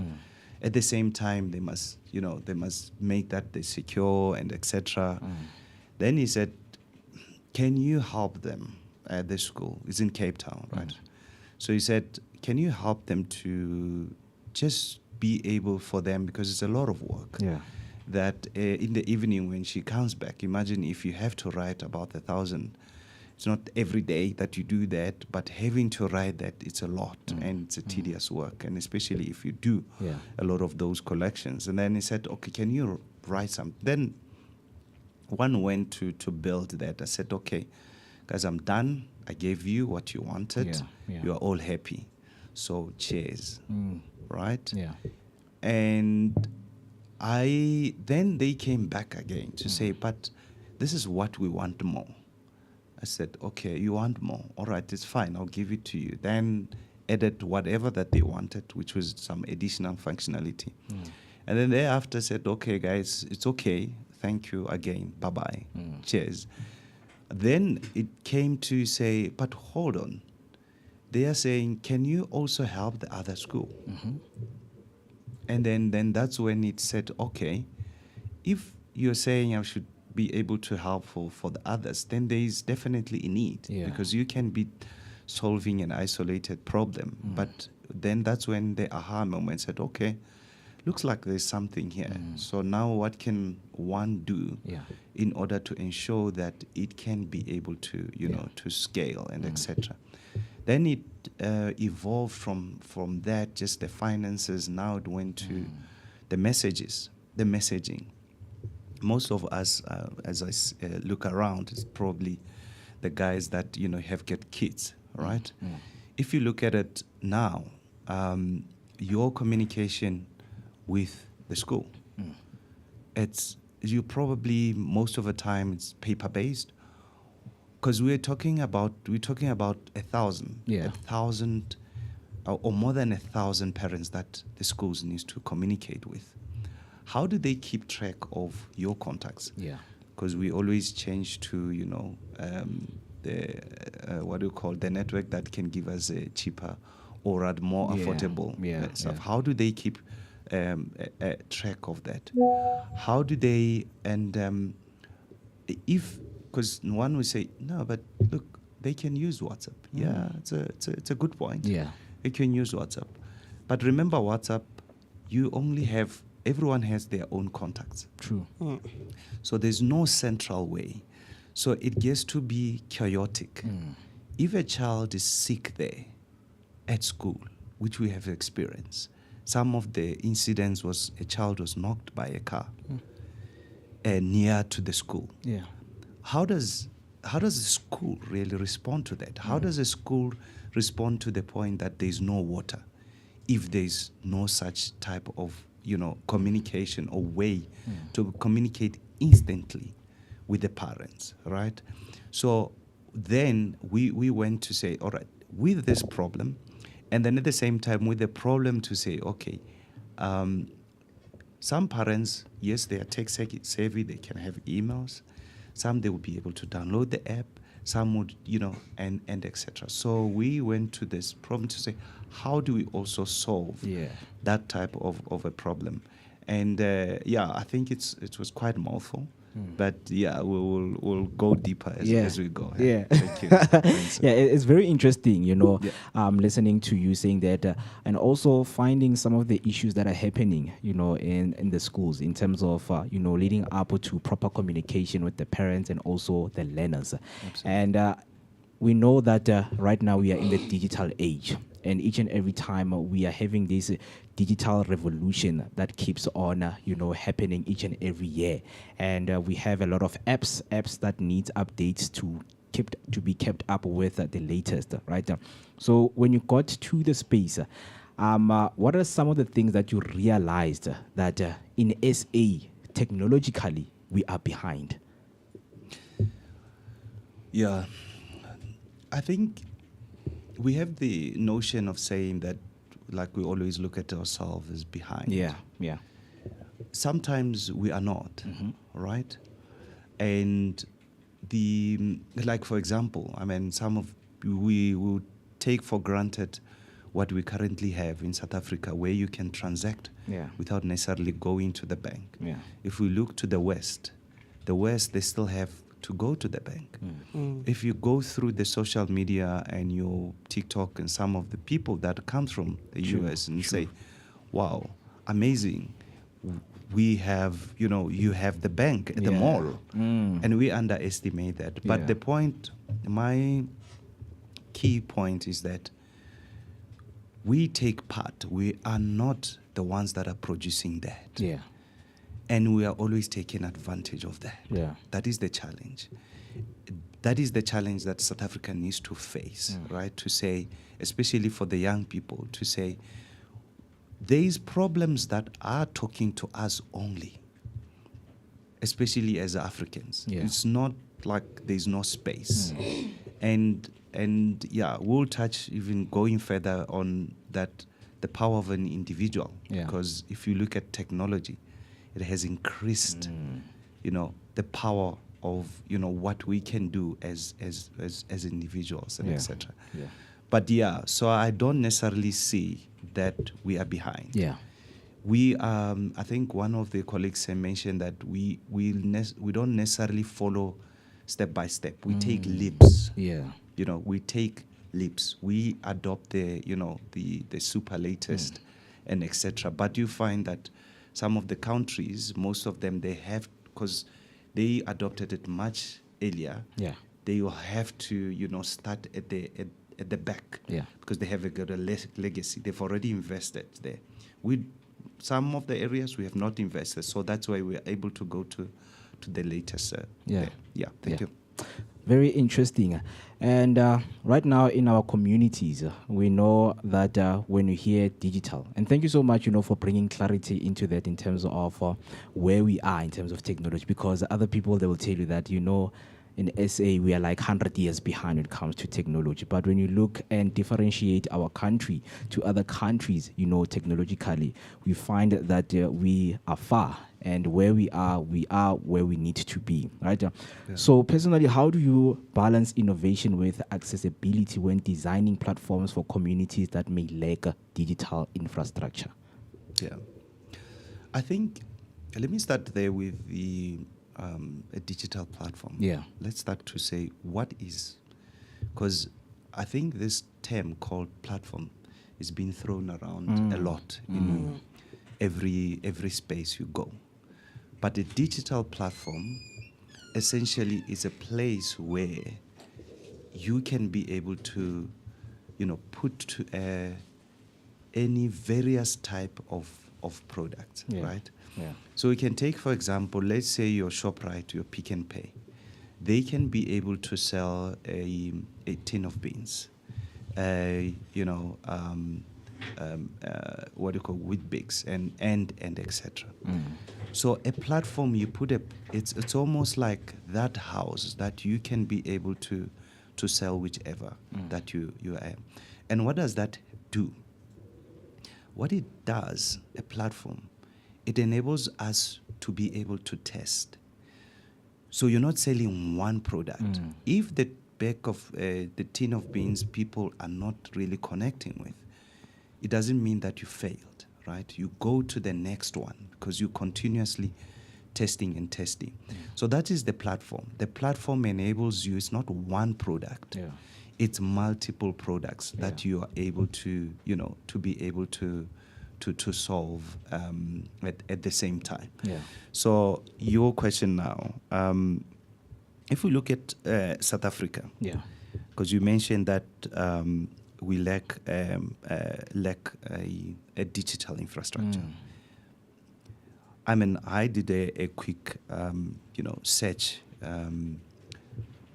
before even coming here, because I did see that this would be one of the things to discuss. Yeah. It mentions that we have 100 million connected phones. 100 million. 100 million. Yeah. And then we have 45 million active internet users, right? What does that tells us? Number one is that, and sorry for digressing a little bit. Yeah.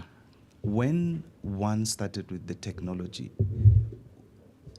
smartphones was something that was almost like a luxury. We started with the Nokias and etc. But the change that went through. So there's 2 pointers. We have enough. I think there's a lot. In fact, we have a lot in our side. Yes, there's still opportunities about ensuring that there's more connectivities and etc. Yeah. But I think we have enough. And then just the last bit is that in terms of the solution that we've built, we built a solution that is not, because we know our community, most of them, even when you say email, they just give you any name. Yeah. Yeah. Right? Yeah. They just give you any name. Say, that Yahoo or .com, right?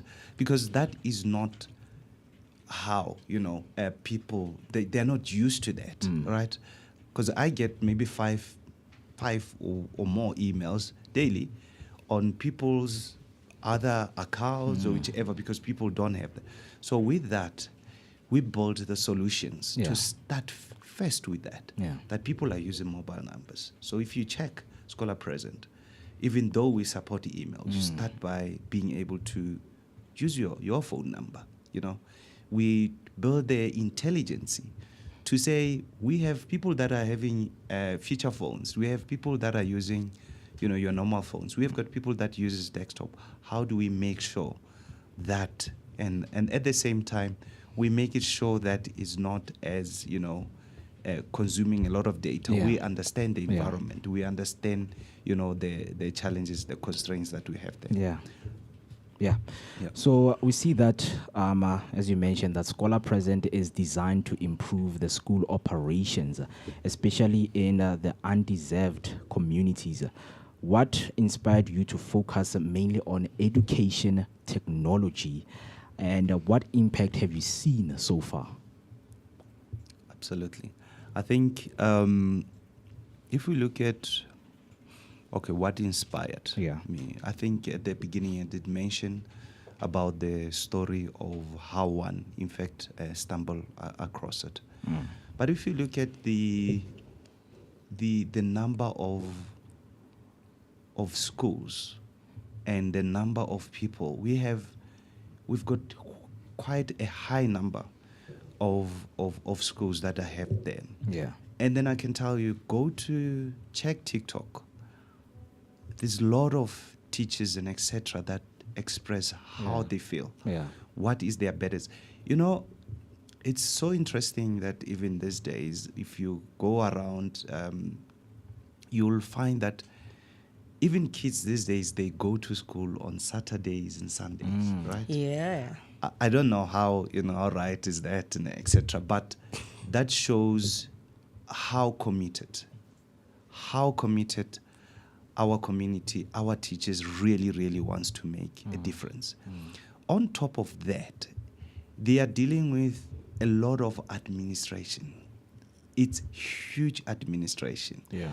So if you look at that and listen to the stories there, surely one has to do something. And so that is really the inspiration. The kind of impact that we have seen so far, we've seen that over 20 schools that are currently using our solutions. We have schools in Cape Town. Yeah. And really now is the time that we are going to, expand a lot. Yeah. Even perhaps we'll talk to some of the schools that we have here in Dobsonville. We're really engaging. The parents are engaging on the platform. We're also seeing that we're being approached by auditors, the people that are dealing with looking after, making sure that the schools, whatever that little that is there for them, for the schools to be, to use, is it being used appropriately? Yeah. or not. Yeah. So that is the kind of impact that we have seen there. Yeah, powerful. That's a very amazing thing, man, that you guys are doing. And speaking about the different impact that you also make within the different schools in Cape Town and also possibly expanding to Dobsonville, I wanted to know, what is the selection evaluation that you guys have when it comes to selecting the different schools where you can go and make changing? Thank you. Thanks for that. If you look at, I just want to talk to, because I guess some of the people that are listening here, they are entrepreneurs. There is this thing of saying niche, focus on your niche, focus on your niche.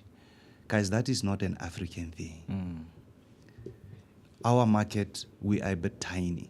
Immediately when you talk about the niche and etc., let's ask ourselves, if you have a communication like WhatsApp and etc., it's all over. Doesn't matter, where you are and etc. But just to answer the question directly, is that we don't necessarily have, if there is a school that says that they are highly interested, they want to be able to solve the problem, they connect with, because it's up to them, right? They want to really, really solve the problem. Then we are able to, to even take it further, because it's not to onboard anything to the school. It's not as me and you, we can just make a decision now to say, hey, we're taking it and take. There's processes to take products into the school. So we are not constrained of, in fact, our staff is vertically, whether you're a private school, public school, and etc. It's put all across there. Yeah, thank you for that. And that clarity of the niche, because yes, it's a term that we always hear, that always find your niche market, as they would, explain it. So when we look into the lack in our communities, because a lot of people, they complain about lack of access, accessibility to the information tools. And a lot of them, they talk about experiencing what we call information fatigue. A lot of information being fed to them, a lot of information being fed to them, in a short period of time.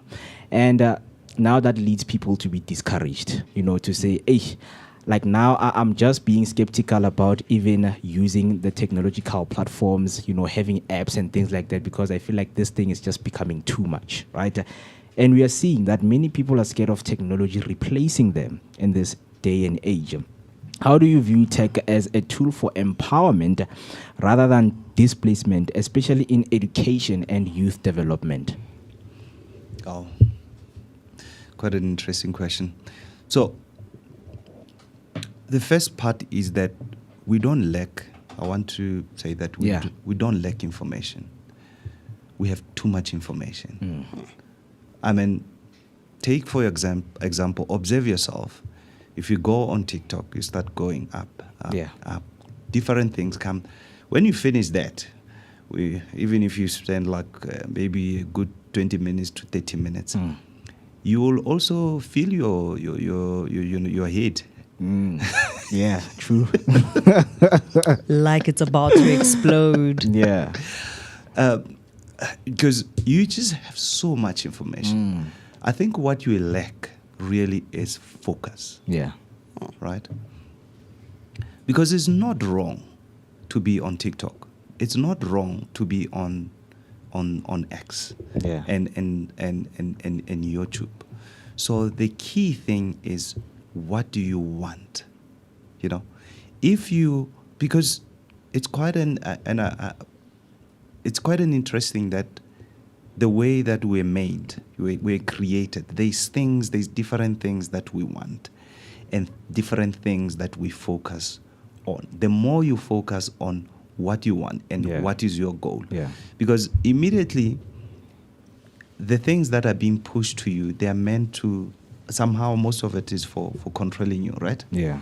And you are being controlled to things that's not, even most of the time, does not benefit you there. So I just wanted to touch on that first. Yeah. And I'm going to ask you to repeat that last part of your question, because it was quite a loaded question there. Just the last bit. Yeah. So just to look back into it, as I said, that many people right now, they are scared of technology, replacing them, right? And how do you view tech as a tool for empowerment rather than displacement, especially in education and the youth development? Yeah. So technology is going to, or rather it is already. Yeah. It's an accelerator, right? And with acceleration comes with a lot of opportunities, right? Let's just take, for example, currently everyone talks about AI. That is going to definitely bring a lot of acceleration. Yeah. It is definitely going to be disruptive, right? And what is going to require for us, it is continuously being able to upskill ourselves. In fact, it brings more opportunities because most of the time, most people, we all learning what it can do. Yeah. If you just choose, you know what, in my AI thing, just going to focus on knowing how to make the videos. Yeah. You know, it's a simple thing that you say, no, I can choose this specific area and etc. That is the kind of opportunity that it presents to us because we, as you indicated, we are so busy. We don't have time to learn everything that is out there. But if you choose a niche, it will really, really help you in that. So I don't necessarily, it's gonna require that we learn. It's gonna, I think, especially the AI, I'm talking specifically to AI. You're going to have to, you're gonna be forced to really, really learn there. But in terms of education, we're still gonna see, we're not going to easily replace, a teacher being in front of us. The learners, Yeah, in front of, yes, absolutely, of the learners. The learners, I don't necessarily see that going away because even if you play videos, there is a lot of videos. There's a lot of people that we can get on YouTube and etc. True. But there's still that human thing, that we have. Yeah. I think there will be a lot of tools that comes in to enable them much better, to be more effective and etc. And then don't have to do some of the things that they spend a lot of their time there. Yeah. So that's how I see that it will really help them. Yeah. No, that's very interesting. So speaking about tools, man, so one thing that we've noticed throughout history and is unfortunately still happening right now is the fact that school kids somehow manage to fake their report and obscure communication from the school to their parents. So I also wanted to know, does your app actually help to bridge or solve the issue that we're still and have been facing when it comes to school reports? Absolutely. So it can be even more than that, right? They can tell you they're going for a school trip. Yeah. Hey, that one we know, hey? Yeah, and then even if they're going for a school trip, they can say the school trip is not 100 rand. It's 1,000. Yeah. It's about 200 somewhere there, you know, because some of our kids are just made that way. So just to answer directly is that, say for example, it's the same as the tool that we have. It's the same, similar to WhatsApp, really. But we have the intelligence that when the school send the message, we are able to say, all right, you don't have an app. So we're going to send you an SMS. No, you have an email. You gave us email, so we'll send you an email. Oh, you have an app, so we're going to send you an app. So this is how it is really, really designed in that way. Yeah. That now, instead of printing, because I can tell you that we did a research. On yearly basis, the schools spend over 200,000 for just printing. over 200,000 for just printing. So, and even if that 200, I can tell you, in fact, if they were communicating enough, or rather, if the engagement was because if you are printing, there's a lot of things that goes into printing. It's not the same as sending go into the phone and sending a text. A text. Yeah. So that by having that a tool that you can be able to go or open an app, be able to say, hey, parents, note that there is no water immediately. Get your drivers to come fetch the kids. Make them aware that there's no water because there's, we will not be able to keep the kids there. That gets to be, it's instant. You get it as a notification immediately there. Then you are able to, to take that action. Yeah. And so just to answer it directly, that is the essence of it.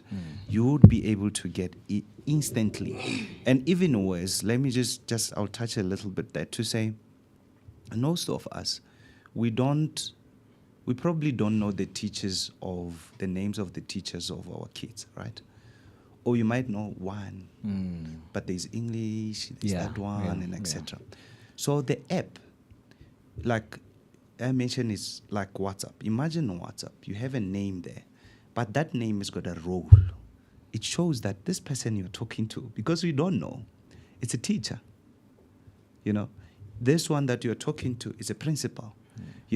So that is the kind of the tools that we put in place to enable the very easy, similar to, it's just like WhatsApp. It's a WhatsApp type of experience there. Yeah, very interesting. And I hope that, people and someone who is listening and watching out there, they are taking all of this information because it is very helpful.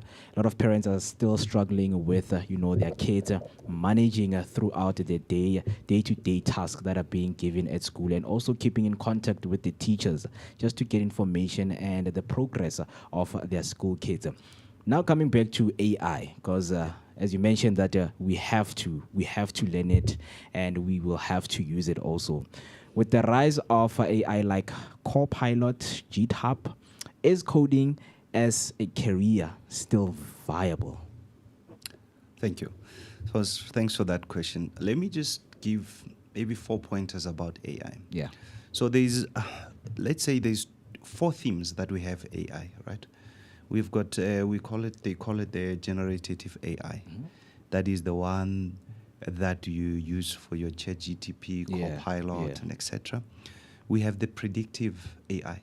That is the one that determines that, hey, you're gonna go to Netflix. For Netflix, this is what you can watch next. If you're shopping, this is what it can predict. It can learn and be able to predict. Yeah.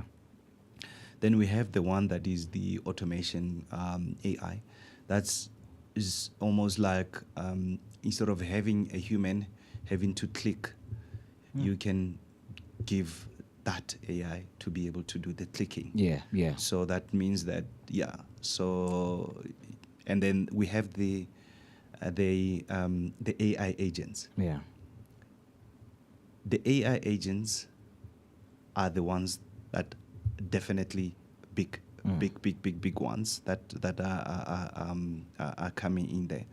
So, and I'm trying to remember your question because as that so because I didn't write it down. So with the rise of AI, Copilot, and the GitHub, coding. Thank you. Career, So, as I indicated, it's an accelerator, right? It is an accelerator. There is and computer science, right? I think it was one of the guys who indicated. Computer science is not just about coding, right? So a portion of it is going to, there's an accelerator. Like I use those type of accelerators even today. But I see it as accelerators.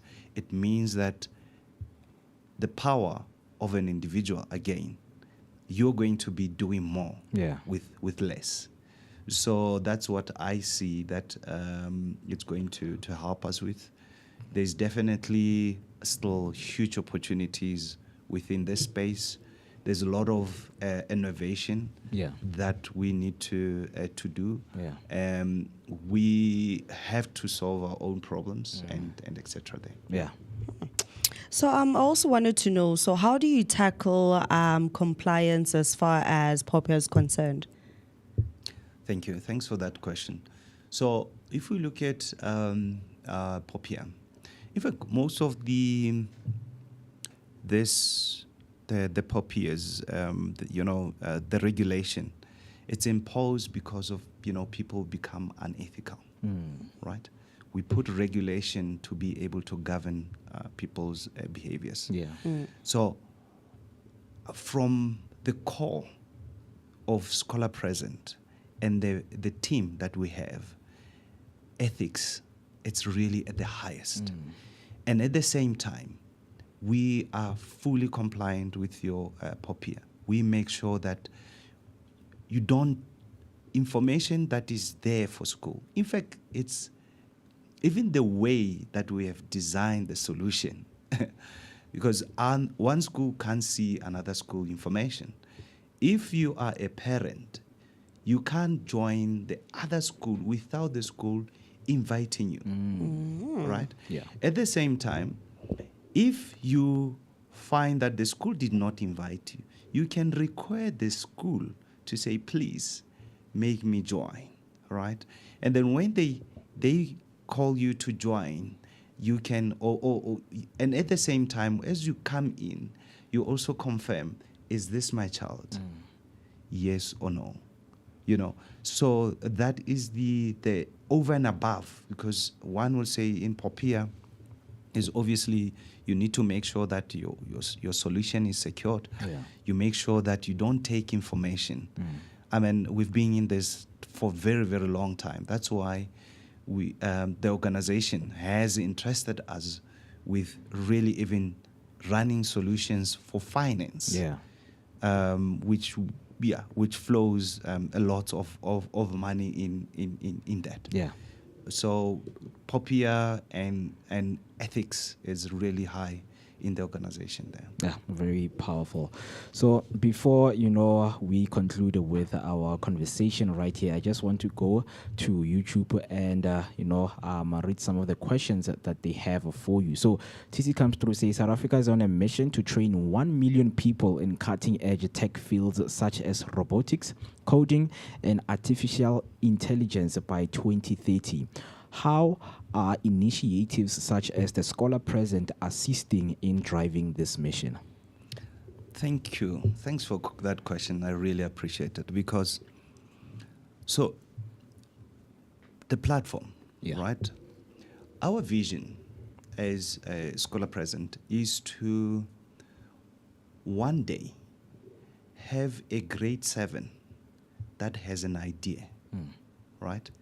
And that idea, we can take it and shape it and put it to the platform, right?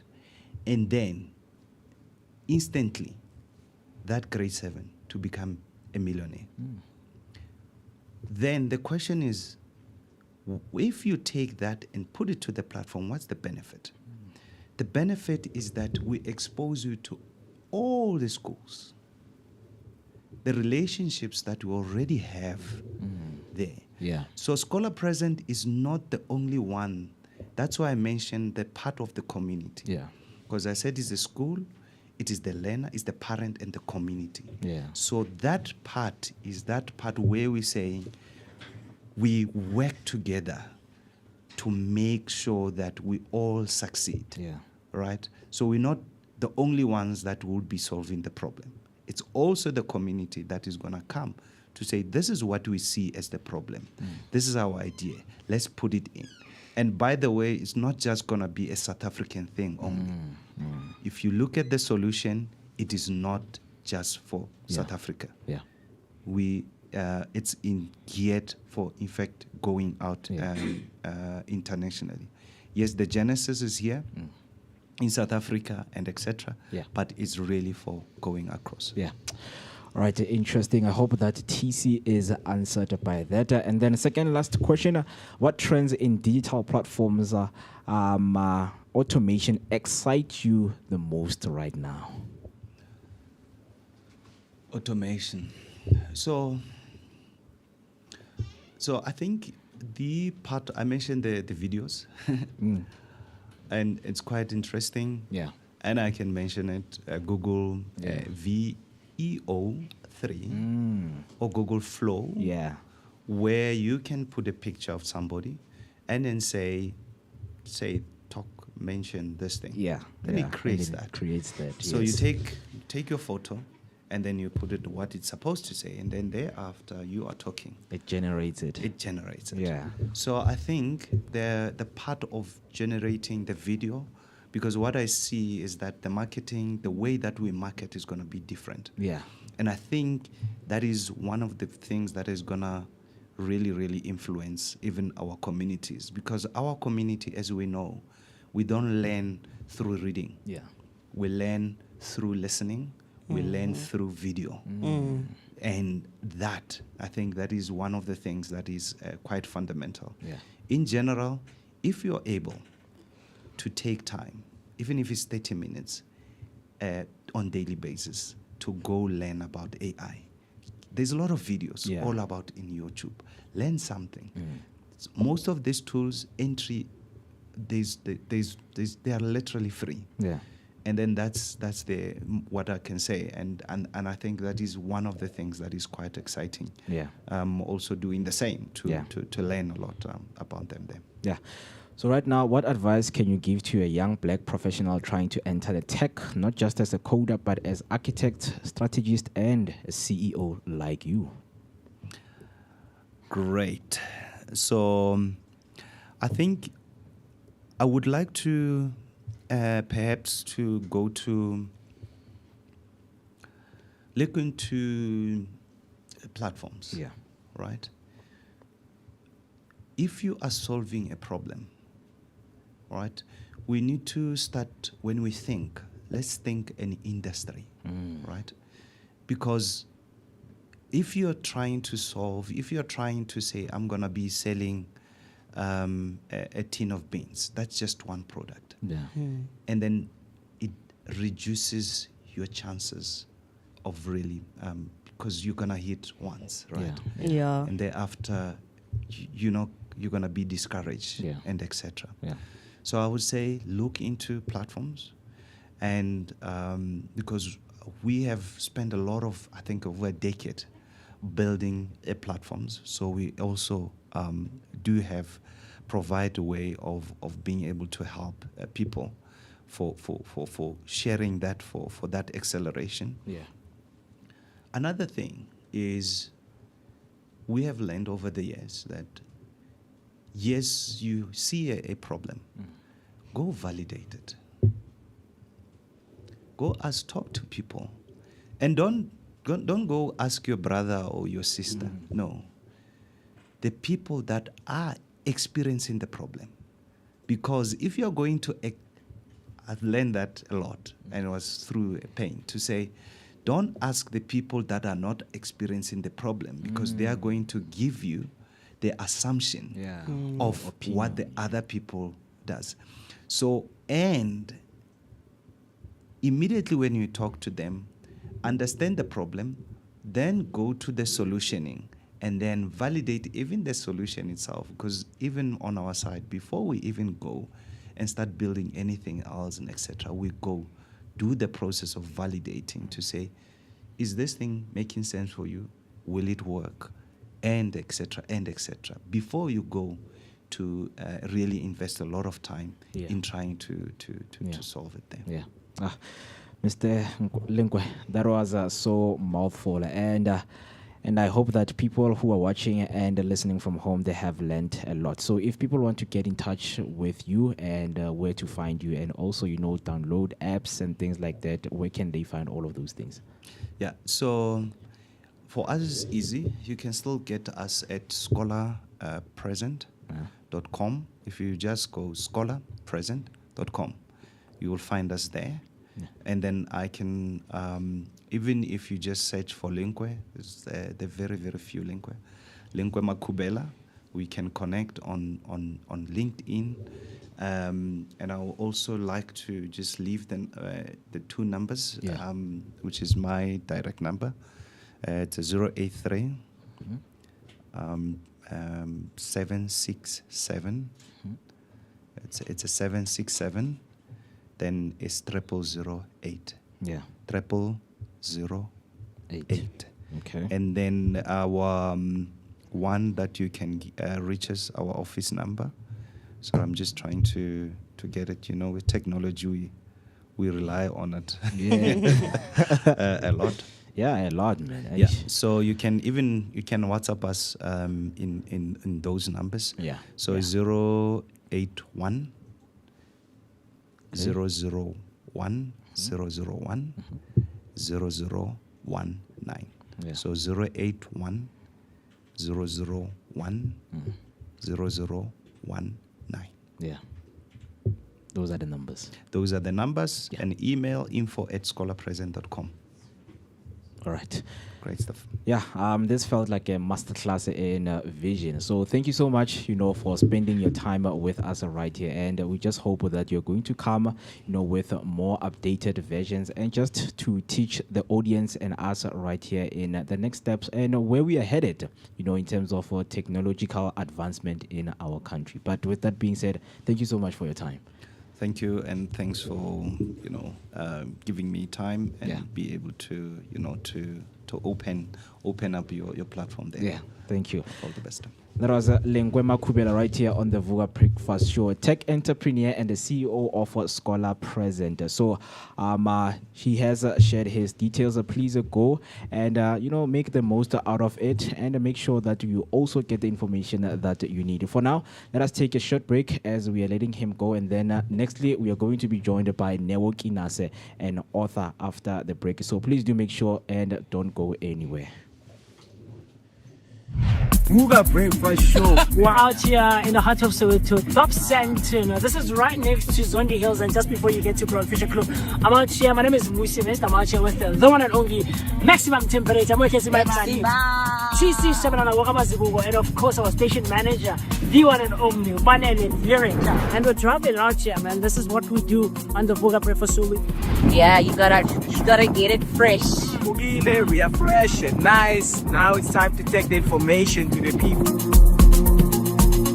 Of course, like Mo just mentioned, do stay tuned, comment, like, subscribe, share your thoughts and your opinions and everything else in between. We're going to be coming to a street to do live near you, wanting to know what your thoughts are out there on the street. Of course, we've got TCO Wamazibugo with the traffic update. Right now, we are going to N1 southbound to make sure that whatever that you guys get, it is real-time information. So, looking at Mukhorosi, we have robots that are not working right here, but the traffic is moving.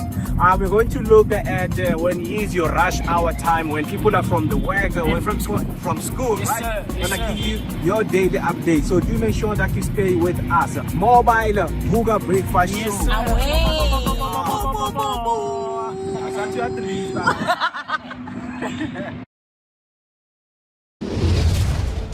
Hey family. Hi. My name is TC Mazibugo Shabalala. My name is Moketi Maimane. My name is Musi Mist. My name is Ketumguni On the Vooka Vooka Breakfast Show. Every weekdays from 7 a.m. to 10 a.m. This is where we are going to have our topical discussion featuring various experts from different fields. We're going to take care of you and it's going to be amazing, man. Right now I'm on the set of the Vooka Breakfast Show, brought to you by the Blink-On Network. Do not forget to subscribe. That's Vooka Breakfast Show on Facebook and all other social media platforms. Vooka. See you there. This is Ted, the Wild Irish Comedian. You're watching Vooka Breakfast Show. Tune in every morning, Monday to Friday.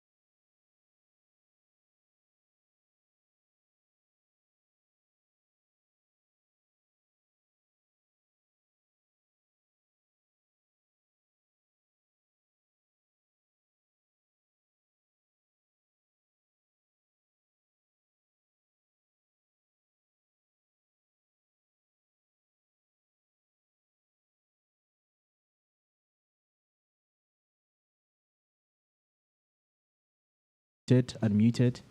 Yeah, but I'm hearing echo. Echoing. Yeah, there we go. I hope that sound is good and back. And I don't know if I should play that video again because apparently there was no sound, right? Before we just get into it. So let me just play that video because it is an interesting video and a message to Mama at home, right? So, so Mama, we have a message for you from Unelis, all right? But let us play the clip again, and if people can hear, they will just let us know if there is no sound. But yeah, there is a clip, man. Good morning, Vooka Breakfast Show. Hashtag Vooka Breakfast Show. Hashtag Vooka Nation. Happy Tuesday, guys. It's Tuesday. I choose mine today. I choose my mom today. Mama, I love you so much. Thank you for being the mom that you are. You are a powerhouse. I appreciate you so much. I love you, Mama. Enjoy your day. I love it. I love you, Mama. I love you, Mama. I love energy and Elisa. Like she gives me every time. That's so cute. I love it, That's so Nelly. cute. Like energy, it's infectious, bruh. Even yesterday morning, like she was in the gym, doing her thing, and then the last Vooka time Breakfast Show. she was going around the office, say hey, Vooka Breakfast Show. I love it. Man, I love it. Such cool stuff. Man, it is. Yeah, man, so we love that very energy. infectious, yeah. It's the positive dose that we always speak about when Yes, sir. we come here. But with that being said, man, there are two gentlemen joining me right here, and of course, man, I'm just gonna give the show to you guys because you know what, these are the new faces, man. So you're giving the show to us. Yeah, but guys, kunini ngithi your sound. There's no sound. I don't understand. I don't understand. Okay, let me quickly go to my YouTube and check. Please, guys, let us check on our YouTubes if we do get any sound because people are complaining. There is sound, right? Yeah, but guys, I never TC go tshepisong. TC go tshepisong go na ntse sa kopaneng mfethu. Wait, guys, are you getting the sound? Can you hear me? Okay, we can hear that there is sound in studio by opening one of YouTube. There is sound. I can hear myself. So exactly. If anyone out there can hear me besides TC, can you just shout that there is no sound? TC is still saying there's no sound. No, TC, no. Yeah. So please, guys, we can't continue. Ribu with the next thing. This whole interview won't have any sound. Right? Exactly. Yeah, so, it's gonna defeat the purpose. Yeah, man. it is. So I don't know if TC, your sound is on. So all you can do is yes, there is sound. Like we almost disconnected everything. Just TC, no man. We are even destructive. Aibo. Hi man. But anyway, yeah, man, we're doing some very cool stuff. Yeah. And I can't wait to jump into this conversation. Of course, man. And I was listening to you with Mr. Linkwe. Yeah. Very, very great stuff. And innovative and forward-thinking stuff, especially when it comes to the world of tech and the world of AI and all of those kinds of things. Very, very interesting. So with that being said, right about now, we're about to jump onto a conversation with the one and only Neo Kinase. And, I'm excited for this one, especially when it comes to affirmations for growth, success, and transformation. Yeah. And this is the book that we're going to be discussing. And, of course, getting to know a bit more as to who Neo is. Yeah. How did he come about, curating and coming up and writing this book and the inspiration behind it? I mean, a couple of weeks ago, we were joined by Brian, right? Yeah. And he was also someone who was talking to us about all things affirmations. Right? So, and like you remember, I mentioned, I'm not someone who's necessarily big on affirming themselves. But I also recognize the power behind affirmations. So with that being said, I'm seeing quite a lot of you are jumping onto our comment section on YouTube.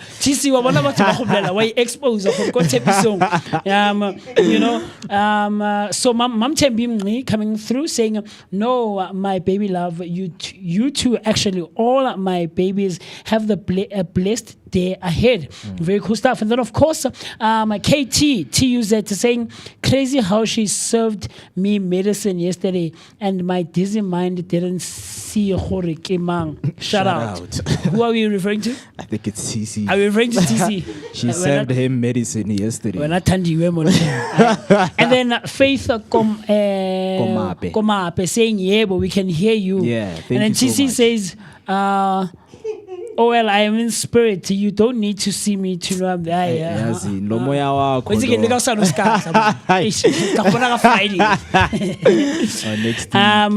And then Katie saying, hey, good morning. Hashtag Vooka Breakfast Show. Hashtag Vooka Team. Hashtag Revugile. Hashtag is sick but is alright. Are Braga. Sorry, Katie. Kat's Braga. Speedy recovery. Yeah, feel better soon, man. So with that being said, we are still looking forward to hearing from you, your thoughts, your opinions, and everything else in between. Jump on, talk to us, send through your voice notes also on the number 060-493-3226. Do you want to know anything about the affirmations for growth, success, and transformation? What Noah says here, he says, from the township of the suburbs, pain to purpose, from dreams to reality. Noah Ganase is a young man who grew up in the township, shaped by the challenges of his environment and driven by a deep desire to rise above his circumstances. His journey was not easy, marked by questions of identity, silent struggles, and had lessons life teaches when you have to find your own way.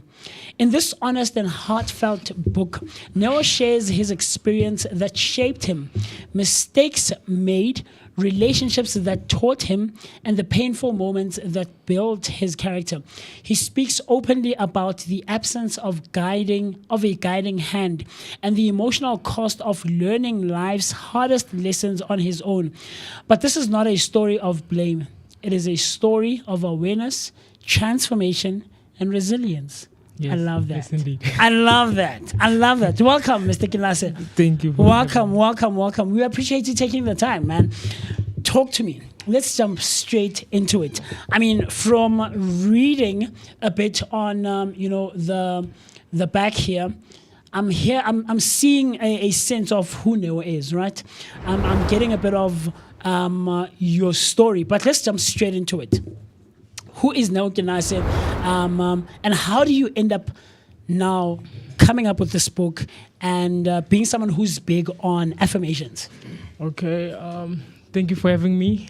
I would like to also thank the listeners. Yes, sir. Yeah. Yes, Vooka sir. Nation. Thank Yes, you. sir. Vooka Nation. Yeah, man. This is a dream come true. Ah, I man. always wish to be like interviewed. Yeah. Be in a stage like Nice, this. man. Yeah, a platform like this and one. have someone who will say, I want to hear from you, because Yeah. I normally heard from, like I used to interview people, just getting stories from other people, but not anyone coming from me and say, I want to Finding know your story. Yeah. So thank you so much. You are absolutely welcome, man. Thank you.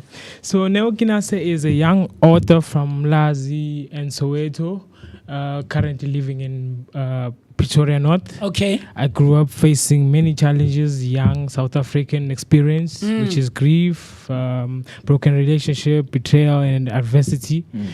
Through it all, I held on to my faith and believe in personal transformation. Yeah. Yes.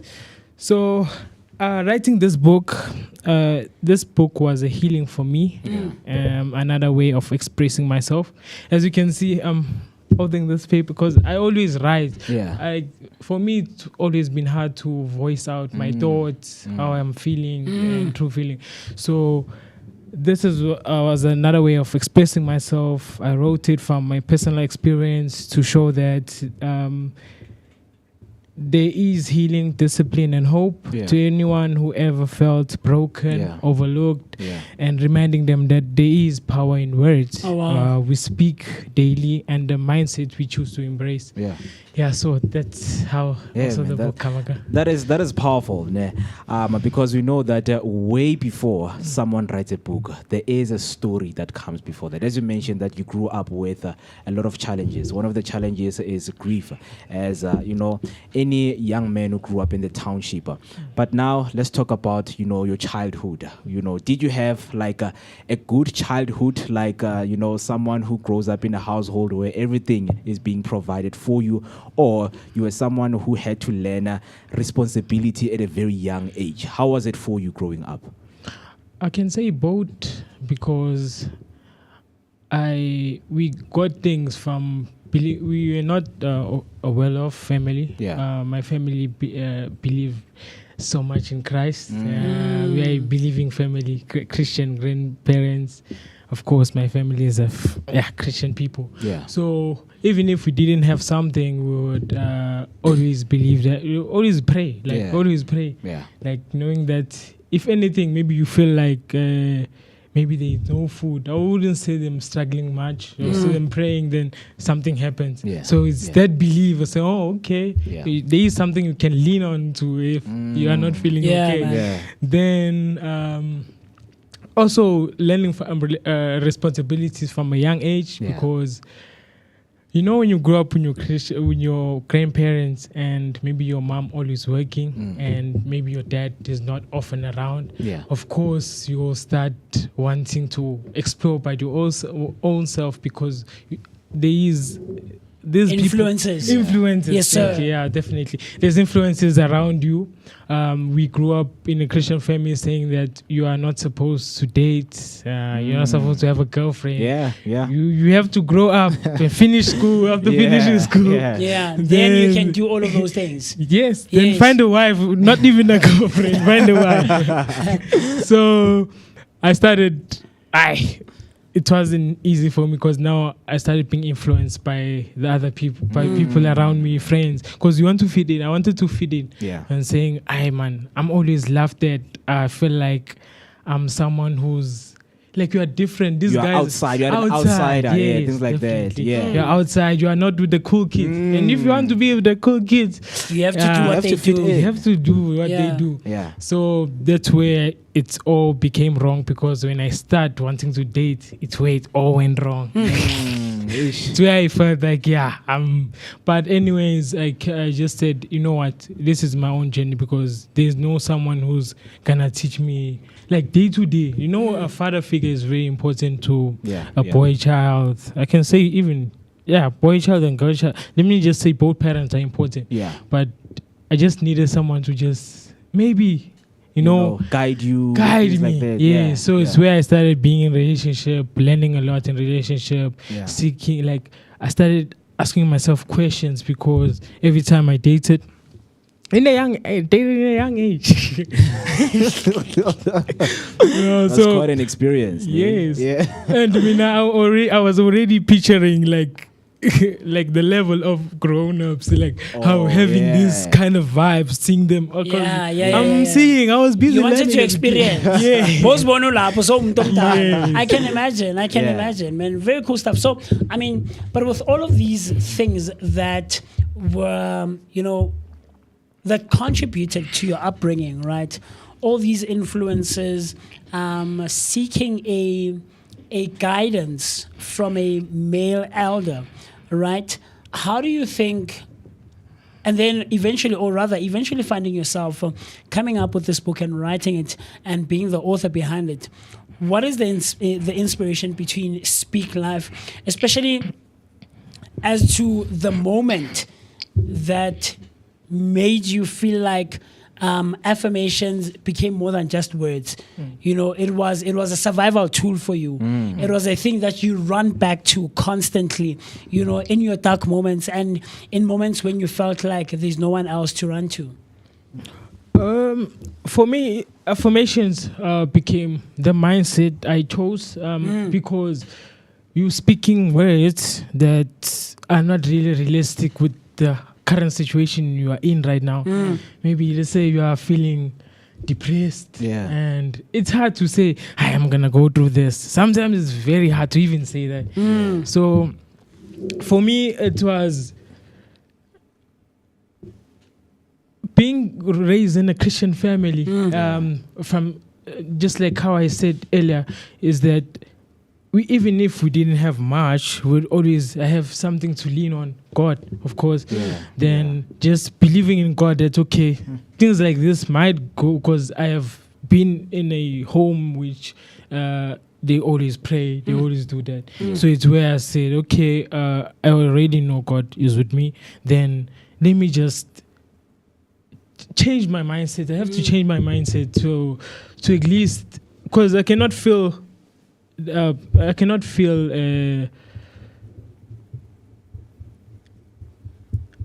cannot allow myself to feel depressed and busy thinking something that I will regret in the future of doing or something. So I would just say, okay, let me just use words. Maybe it seemed like I'm the best, no matter who says what. I started there saying that I'm the best. No one can tell me. If they don't see it, they will. One day it'll happen. They'll see it. Definitely. Yeah. And then I started like that, saying, I'm destined for more. I'm destined for greatness. I know that success is the success was meant for me. So I started like that, busy. Let me say, I was lying to myself, but I wasn't lying to myself. And realizing that, it was working. I was busy doing that. Then I started keeping the momentum until last year when I felt like, this thing of relationship, no. I don't like, because they are busy breaking my heart.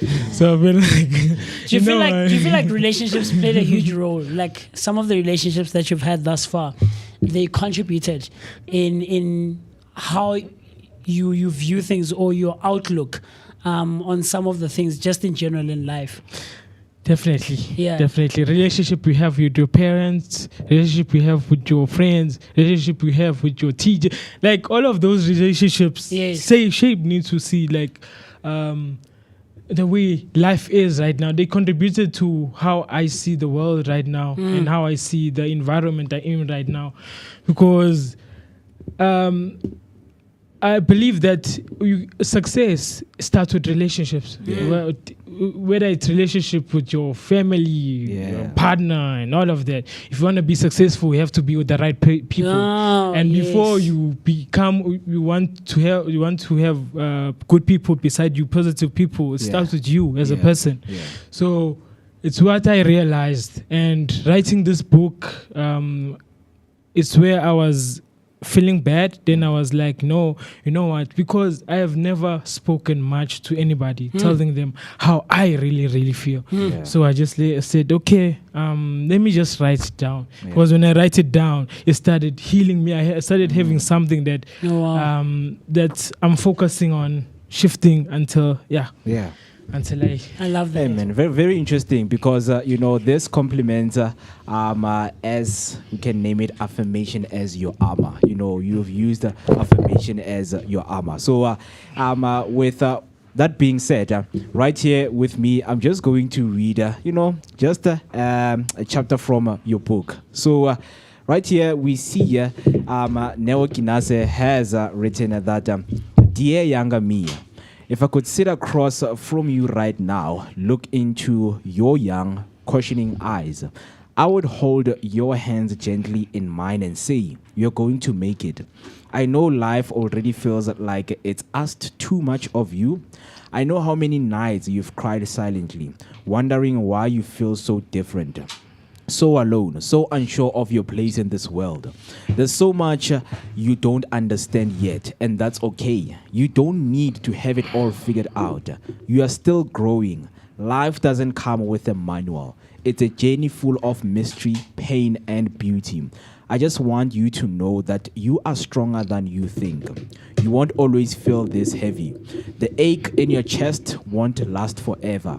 There will come a day when you look back at this time with gratitude, because it shaped you into someone resilient, kind, and deeply rooted. so profound, man, so profound. And I think we can all agree that sometimes, man, finding words, it's very difficult, because there are people out there, as you mentioned, that you cannot let yourself go into depression, because you know that you can reaffirm yourself that, there is someone by me. As you are from a Christian family, you are principled with the principles that you have grown with, to say, even where you go, just pray, because that spirit will come back and help you from where you are.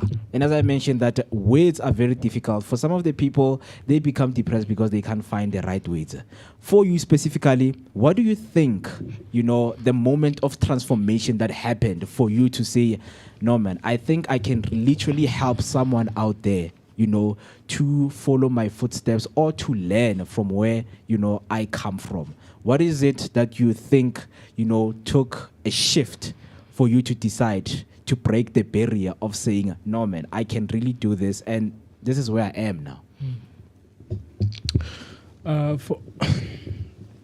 The most important thing is that they always say that you mustn't forget where you come from. Because where you come from is going to play a huge role in going where you want to be.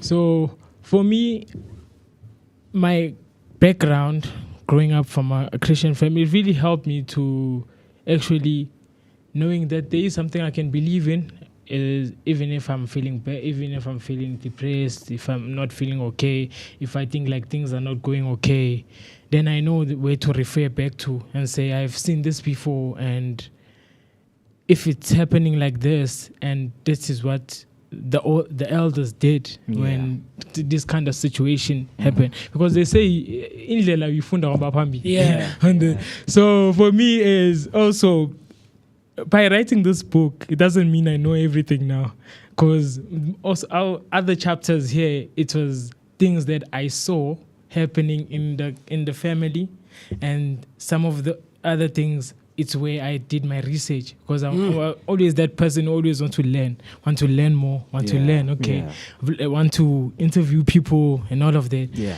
So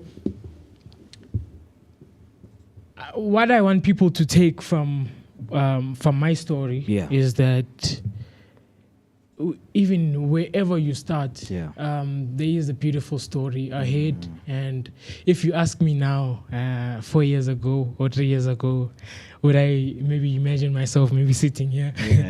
I would say, I just believe God will make it happen. I was going to say that. I'm always going to say, always mention God. I was like, I think I will, but I hope God will make me. So your story is, wherever you are right now, your story can still become something beautiful. You just have to start, and you don't have to focus in one thing. And even if, like, sometimes as people, we focus in something, maybe it's not working, and you stay too long there, and maybe because of you are scared to move out, you're scared to move to another thing, because you're scared that someone will laugh at you and say like, when you don't know what you are doing. But I mean, I'm always told by my family that when you don't know what you're doing, the next thing you are doing this, the next thing you are doing that, the next thing you're doing. So I would say that you have to just keep on trying.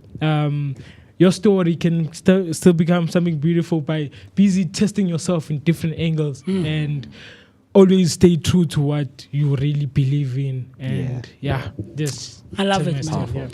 I love it. So let's talk about some of the things like Mo just read in the book.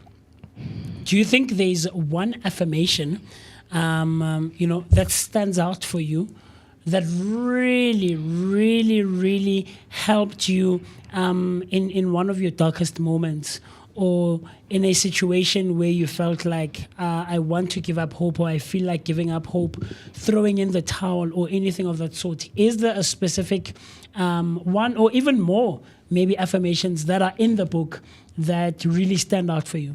There are actually two. Yes, sir. It's page 124. Page 124. Yes. Okay. So it says, I define success. It's the December 20. It's wrote because we wrote. Yes, sir. Yeah. Oh, I see. Yeah. I so see. it say I define success in my own terms. Oh, wow. Meaning that I'm not in a competition with anybody. Yeah. I'm Neo Kinase. I'm in my own lane. Yes. Yeah. I'm doing whatever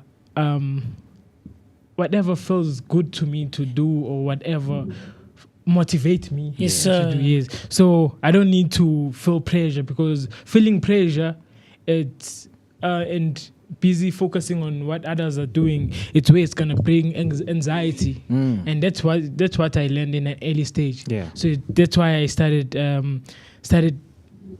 writing this specific one, that you define success in your own terms. You're not in competition with anybody. Yeah. If you maybe you for example, you have a friend who's maybe you guys are in the same field, the same area, and Yes, they're sir. doing better than you. You mustn't really like try to compete with that person. That's something you can just learn from it, because your time will come. I'm Definitely. telling you, your time will come. Yeah. God will make it happen when it's time to make it happen. It's time to make it happen.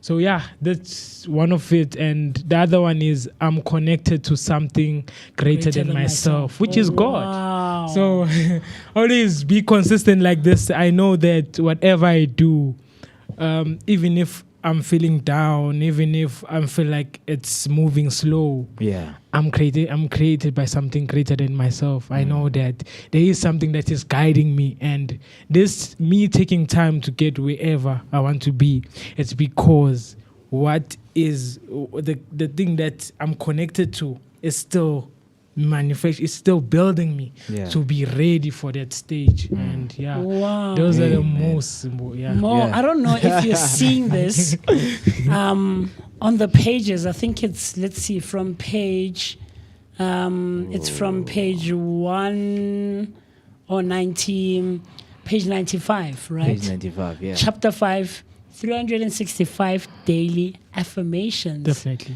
So I love this. I love this. Look, now I'm slowly being drawn into the space of affirmations, and I love how he wrote them down and he spaced them out. Right.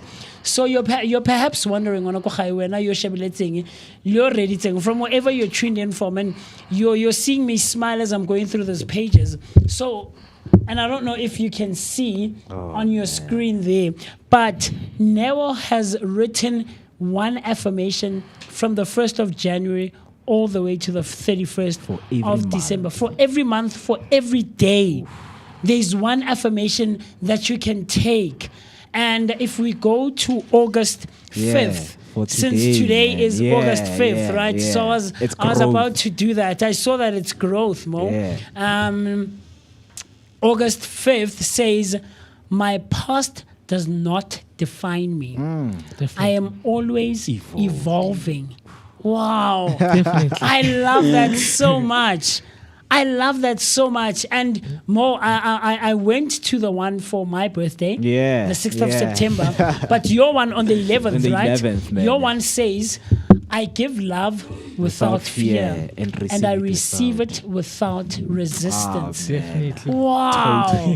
Neo. Totally. Come on, man. Man, this is resonating for me for some reason more. Just the way he's put them out and spaced them out.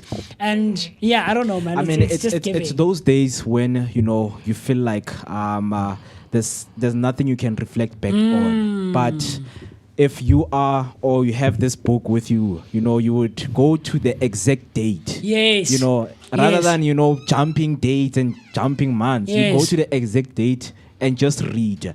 Then you just become rejuvenated from there on, man. Definitely. So the power in this, man, is way, because I just love that, there's always there's a greater power than you yourself. Yeah. Right. Definitely. Yeah. So it's very transformative. I don't want to lie. It is, man. And another thing is, if you can look at these daily affirmations, you can. even refer back to the Bible when you're not feeling good. You just open the Bible like this, and you start reading somewhere. On the page that you land on. Yeah, you just find out something that will resonate with you and something there. Wow. So I love that. Yeah, so that's why And it's I'm assuming that's the your upbringing and your background coming from a very faith-based family and a Christian family. That's where I assume you are approaching it from. Definitely. Yeah. Definitely. That's why Eleona started by saying it started with my grandparents, their Christian family. Yeah. And to your parents, to you to as me, well. Yeah. I love that. Yeah, man. Your story is really touching so many people, because right here on YouTube I have TC coming through saying pain is a teacher of presence. Suffering pulls us into a present moment, then now. In our vulnerability, we become aware of each moment. Even breathing is a gift. This is a sacredness of being alive. Definitely. The difference between misery and happiness is perspective. Hindsight is the universe's gift for those who are self-aware. My message this hashtag Tuesday is choose healing. You are an alchemist. Gift yourself life by living, and pain is the teacher that gives us perspective. Thank you, Neo, for empowering, for your empowering book and words. The beauty of the human journey is shared experience, and this is why I heal through creativity. It's an energy that encourages connection. Hoping to host a Sacred Sundays experience session with you soon. Yeah. So your book is, just going out there and touching so many. Man. Man. It's saying something to people. Yeah. Man. And your story and your journey as well. Yeah, man. Resonates and they relate. Absolutely. In terms of what you have went through. But we know that along the way, as we grow up, we, come across a transformation and identity. So with you, I'm just going to ask that, how did writing this book help you reconcile the questions of identity, especially those that were shaped by the environment that you grew in? Can you please repeat the question? So, that, because I think it's a chapter that I read in this other book, that sometimes when you read something, it reconciles the questions that you have asked yourself from growing up, looking back into identity. Because there are people who don't know where they come from, my family, my lineage, where I come from. With you, of course, maybe there was something that sparked inside of you when you were writing this book that reconciled some of the questions that you had with your identity and that were shaped by the environment that, you grew in. So just take us through, if the book helped you with that. Yes, it did. Writing the book, for me, I was helped by the book before it was finalized. Writing, every step of writing, when I was busy writing, I was actually writing those affirmations to me at that moment where I felt like, I have learned, success is like this, because I don't know how to. But this book helped me before it even fully wrote it. Because every step of the journey I was busy. It was busy helping me with certain situations because I was reflecting to what happened in the past. Maybe like, for example, because I'm also someone who's an entrepreneur. So it's where I started doing businesses in a young age. I started selling because I'm from the township. I was the one who stock one I would sell in the street. Then I would sell, I would help my cousin sell chicken dust. Then I started my own business, which is selling hot dogs, going around the street, knowing how business is. So this book was just reflecting from how I saw it. I'm able to win like this if I do like this, because I was reflecting to all of my mistakes I did while doing that business, while exploring that whatever I was exploring, and being in a relationship. What kind of mistakes? Because the first page is where I start by releasing the information, just telling you straight. Like I mentioned growing up in a Christian family. I mentioned the women, how I felt about different women in my peer, like who are the same Your age peer as group, me. yeah. My peer group. Yeah. So, I was just, it helped me by just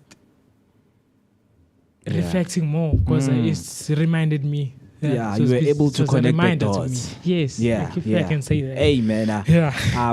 This is very powerful It is, because, man. for someone as young as you, I know for like our generation, man, abakari, write a book, they will happy. Okay, I wanna write reach. And we laugh about it now more, but it's a genuine thing. True. It is an actual genuine thing, and this takes me back to what Robin Wheeler said. In one of our engagements when he was here. He's also the author of quite a few of the books on the shelf behind us here. And if I'm remembering it well, Mo, he said something like, elevate your writing because writing elevates. I'm not remembering it along those quite. lines, But it's though. something Yeah, along those lines, man. And the power of words, we take it for granted, and we feel like whatever, But when you put thought to pen and eventually to paper, it's a transformative, and I feel it's also a therapeutic and cathartic experience. Yes. Just like how you just asked about reconciliation with your younger self and some of your past traumas. So I hear it, and I'm right there with you now, man. Very, very powerful Hey, stuff, man, man. it is powerful, right? And of course, man, when someone, especially our young generation, because we always are curious and ask questions in terms of, hey, man, you wrote a book, Speak Life. You know that these words, they're so powerful to someone. And for you, like, what is the reaction that you get from people? AMA 2000? It's very humbling. Yeah. Because I was shocked when I started posting it on Facebook, when I got some messages. Like someone would just write it and be like, hey, you know what? You inspire me. Oh, wow. Please help me get to where you are right now. I was like, I'm not even far. I was like, people. So some people, like, you see people who are almost the same age as me, like calling me sir and all of that. Like, it's really a humbling experience for me, because I was like, okay.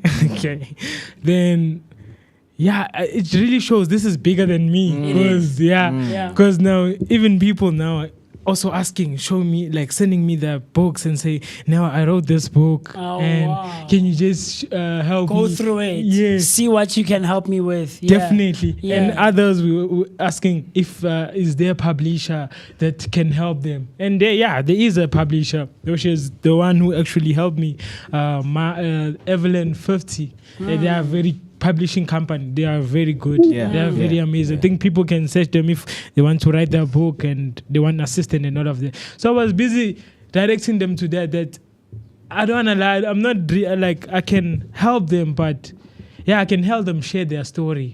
But let me just say I can be able to help them there and there. Because it was a humbling experience for me. Because people reach out, people want to write their book, people are inspired.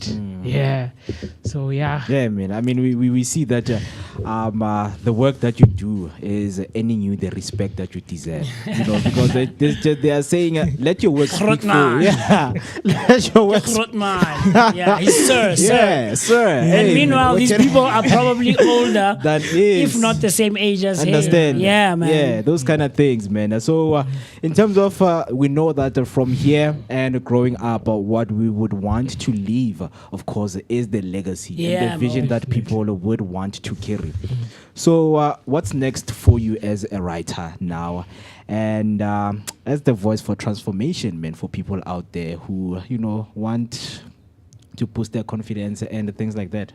So transformation is something that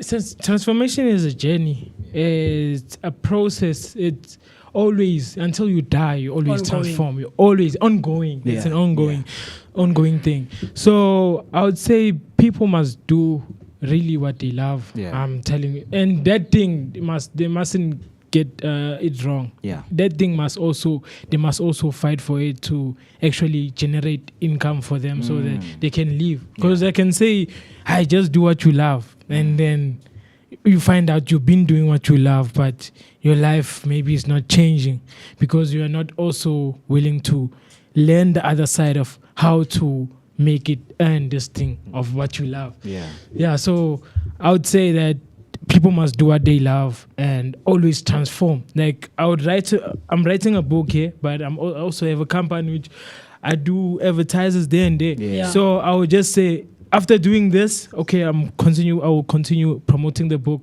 Then I'll go back to what I love doing. Then I do what I love doing. Just like that. People must just enjoy life and just do something that will just make your mind not stress about something. Because stress is dangerous. It's very dangerous. Can make you also you lose weight. You lose weight. You lose weight. Your hair will fall out. Stroke, like this health. You can have health issues like maybe stroke, and like you must do something that you love, and you must do it in an early age. You must do it now. You mustn't do it tomorrow. Don't say I'm gonna do it tomorrow. I mean, I didn't think that I would write a book, but the only thing I started with a sentence. So that's what I did. I was like, I wrote a sentence. I think I wrote more, just 5 sentences. Then I was like drained. I was like, no, let me just do whatever I'm doing. Let me go back and watch videos and do what. Then I was like, man, this thing is coming back, and I really want to write what I experienced from the past. So I went back, wrote another sentence, until I became addicted to it. I started writing more. Then then it became like, hey man, live life to the fullest. Well, for me, especially, and I love how you just touched on legacy. Right. But what comes also for me, or what's triggered in my mind, is the impact as well. Right. Because legacy has to have impact, and positive impact, ideally. So let's talk about Speak Life. Right. How do you hope that the book will be used in and around our communities, in our townships, in our schools, in youth programs and things of that sort, or even in our homes, right? Do you think, or what impact would you love this book to have for someone who takes it in their hands and starts going through it and eventually gets to page 95 or 90 mang and starts going through the daily affirmations that you've jotted down in here? Let's talk about the impact that you would love to see the book have. So I would like people to, when they see this cover of this book, yes, sir. Whatever that is inside here, whatever I wrote, whatever it's inside the book, I want them to start by saying it starts with me, because writing this, I have to practice what I wrote, and I have to have also I have to say something that I've experienced, and if I have never went through some other thing, I would just tell them, people, just to be honest with yourself. It starts with yourself. That's what I want to say. That's what I want to say with people. When they see the cover of the book, I want them to automatically think that, okay, it starts with yourself, and that whatever challenge you are going through, it is gonna pass. And just the heading of the book saying "Speak Life." Always just do speak life. Manifest. Yes, definitely. So I want people, especially young kids, youth, township youth, dreamers, and all of the young youth, to just believe in and seeing a young man doing something and just said, you know what, this is our time. Actually, as young people, young people are doing the most amazing right stuff now. So, and it's all to inspire, because these subtitles that I hear, it speaks to dear younger me. It goes on,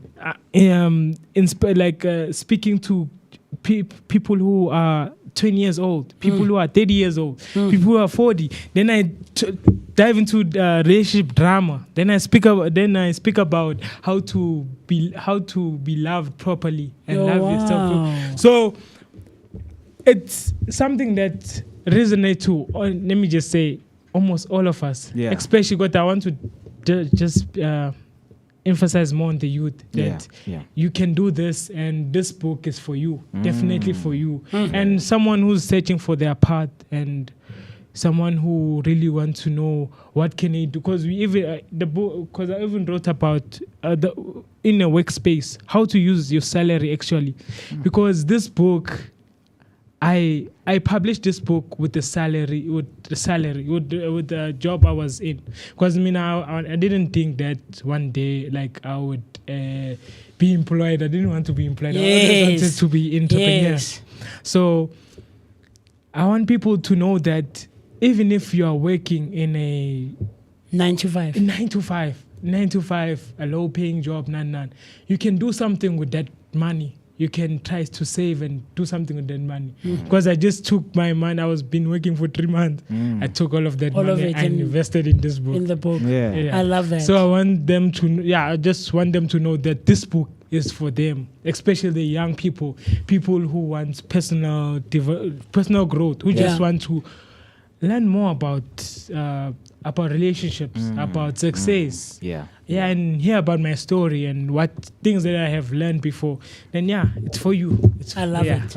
I love it. Just to, very quickly more. Uneo touched on the very first chapter of the book.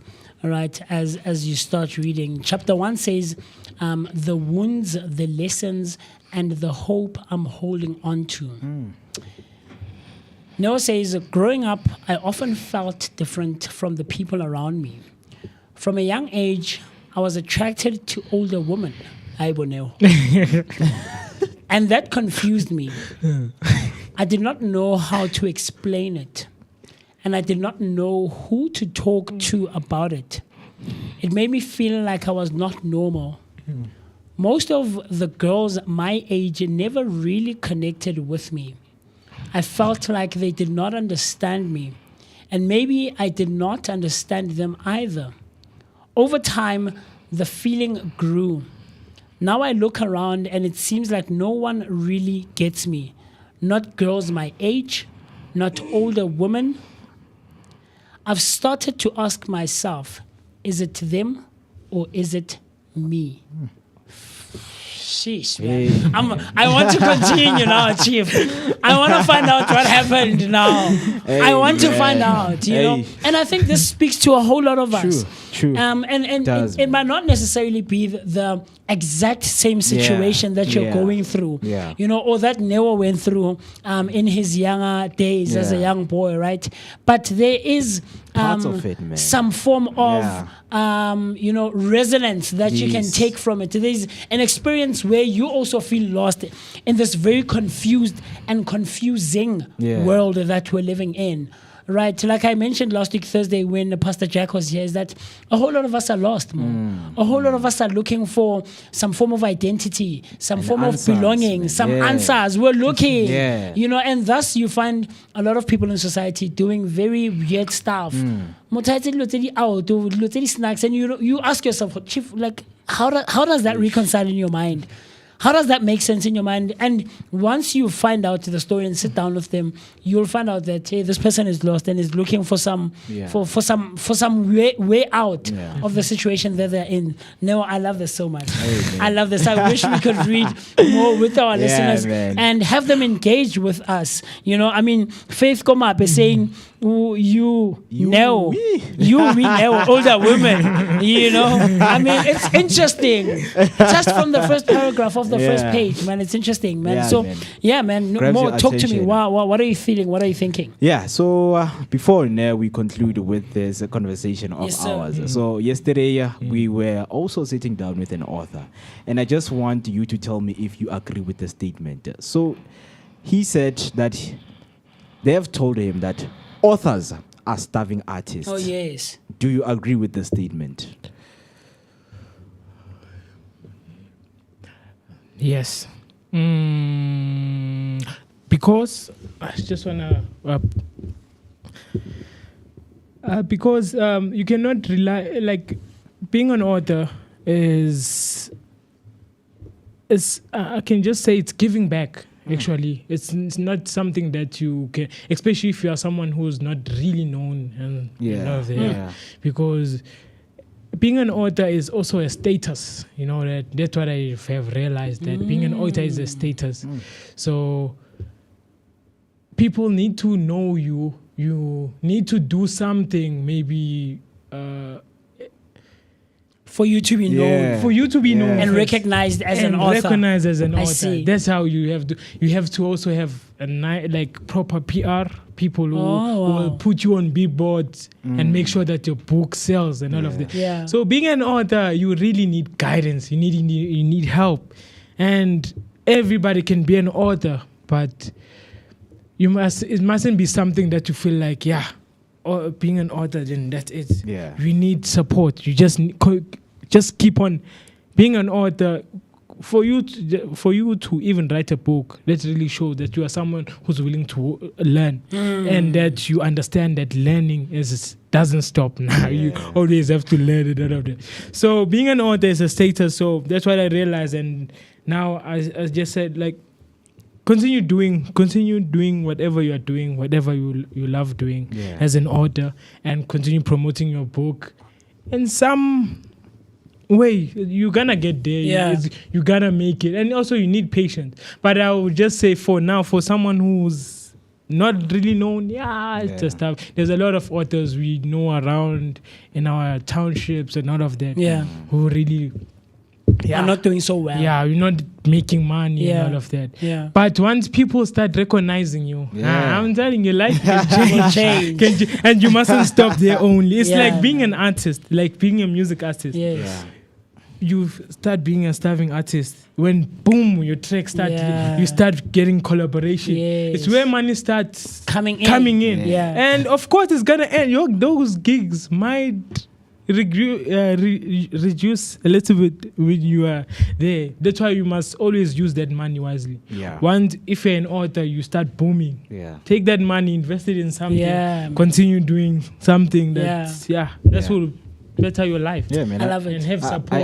I can attest to what you're saying, because you would be shocked at the space of being an author and the kind of author you are. You will be shocked that people like you are the ones who are actually filling the gap.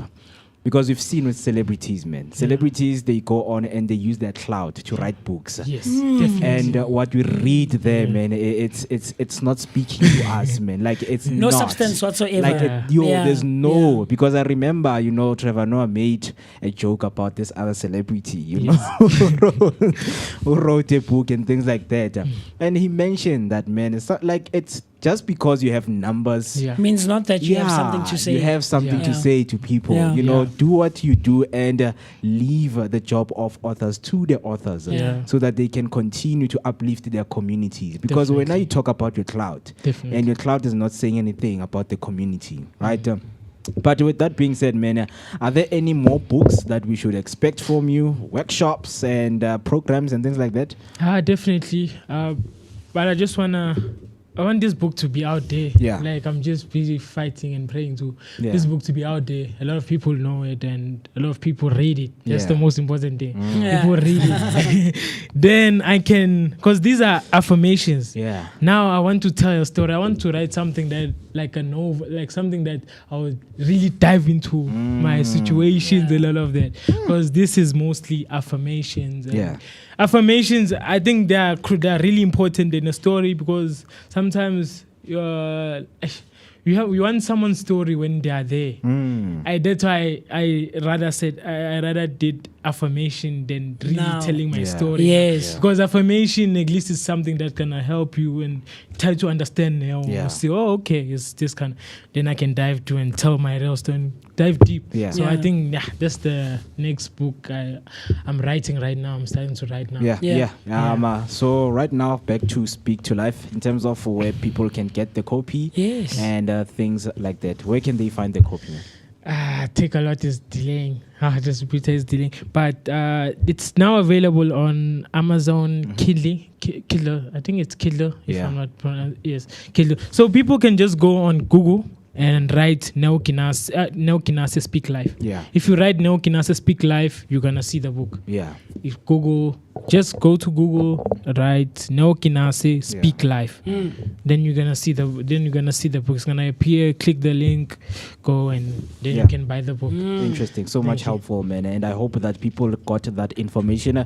If you didn't, we will just post it on our social media so that you can go and get Neo Kinase I see. books. Right? Yeah, there it pops up more Yeah. on Amazon, like he just mentioned. Yeah. Nice. And the book is there for sale, and you can read about a little bit about who Neo is and stuff like that. Yeah. And about the book, of course, as well. Yeah.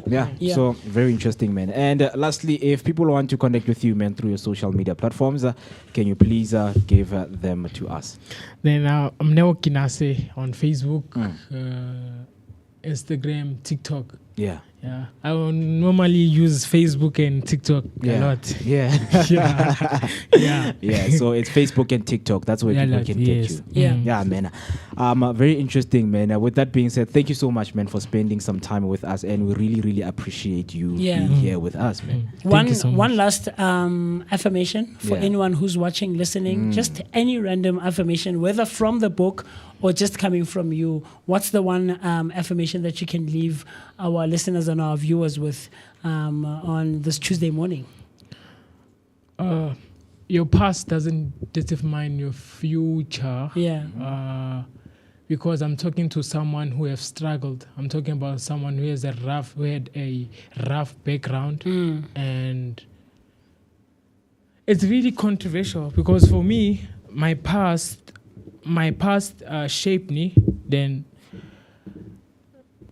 it really shaped me because I got to learn a lot from in that home I grew up in, a Christian family. Then I want to tap on someone who's really had a rough, maybe we have. So there are some people who grew up in very tough situations. So I just want to tell them that your story can still become beautiful. Your past doesn't define your future. Just know that. Don't think that because you come from a very poor family, maybe your family didn't pray like I did. Maybe they are not Christian family. Just know that your story can still become beautiful. And also just know that God is available anytime. Anytime. It's not late to trust God. Abanye say Mudimu is there. So because my book was also focused on also some people who are in that type of situation and feeling like I come from this. I don't think I'm meant for that. So that's what I would say. I love it. I love it. Very, very cool stuff. The mind behind Speak Life. Affirmations for growth, success, and transformation. You're perhaps wondering who Mo and I have been in conversation with. Neo Kinase, a young man who grew up in the township, shaped by the challenges of his environment and driven by a deep desire to rise above his circumstances. His journey was not easy, and it was marked by questions of identity, silent struggles, and the hard lessons life teaches when you have to find your own way. Such a great conversation we have had, and we've also learned a thing or two about the power of words and the power of affirming yourself and affirmations. He says that what you can take from this conversation, if there's one thing that you can take, is that your past does not in any shape, form, or manner define or determine your future. And God is always there, an omnipresent and omnipotent God, and you can always run towards him. Neo, thank you so much. Thank you so much. We appreciate you, and we've enjoyed thoroughly this discussion and this conversation and the engagement with you, man. And I can't wait to dive deeper into finding out where he ended up with his journey of, being attracted to older women. Faith, I'm going to come back to you. Faith, come up.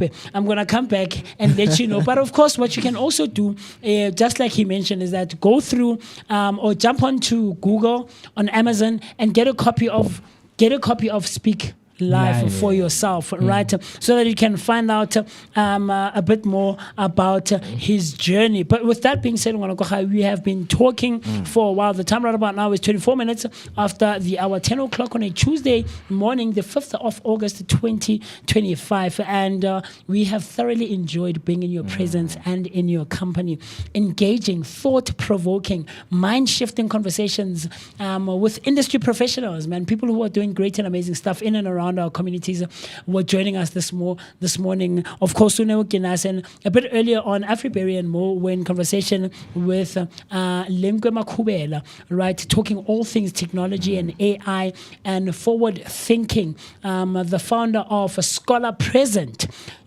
So we've loved your engagement on our YouTube comment section. Faith coming through saying, Amazon and Kindle, right. That's where you can get, and Kindle. And then Faith jumps on, comes back saying, thank you for an amazing show. Man, Faith, thank you, man. Thank you for joining us and hanging out with us. Yeah. We do this for people like yourselves, people who engage and people who, listen and take one or two things away from all of these engagements that we have. But Mo, talk to me. What's going on your side? Yeah, man. I think, yes, it was really great to be here, man, on this wonderful Tuesday. Absolutely. Because you know what? We chose impact. Absolutely. Sitting here and listening to some of the inspiring conversations and the things that you guys brought in. And I'd like to say much appreciation to you guys. And you know what, man? The journey doesn't stop here. It actually starts.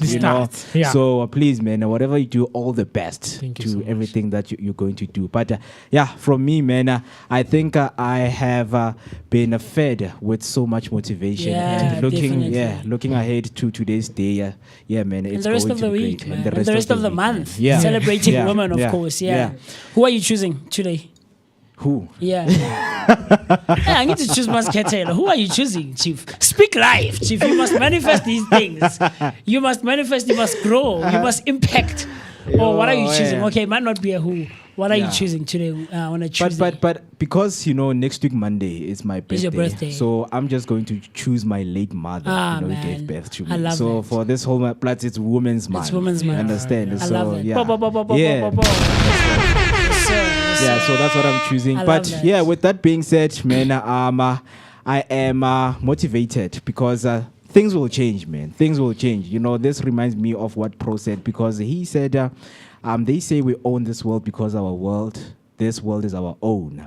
But really, we owe this world. Spilang alone. Wow. So we own this world because... Yeah, they say that this world is our own. Yeah, but really, we owe this world. Spilang alone.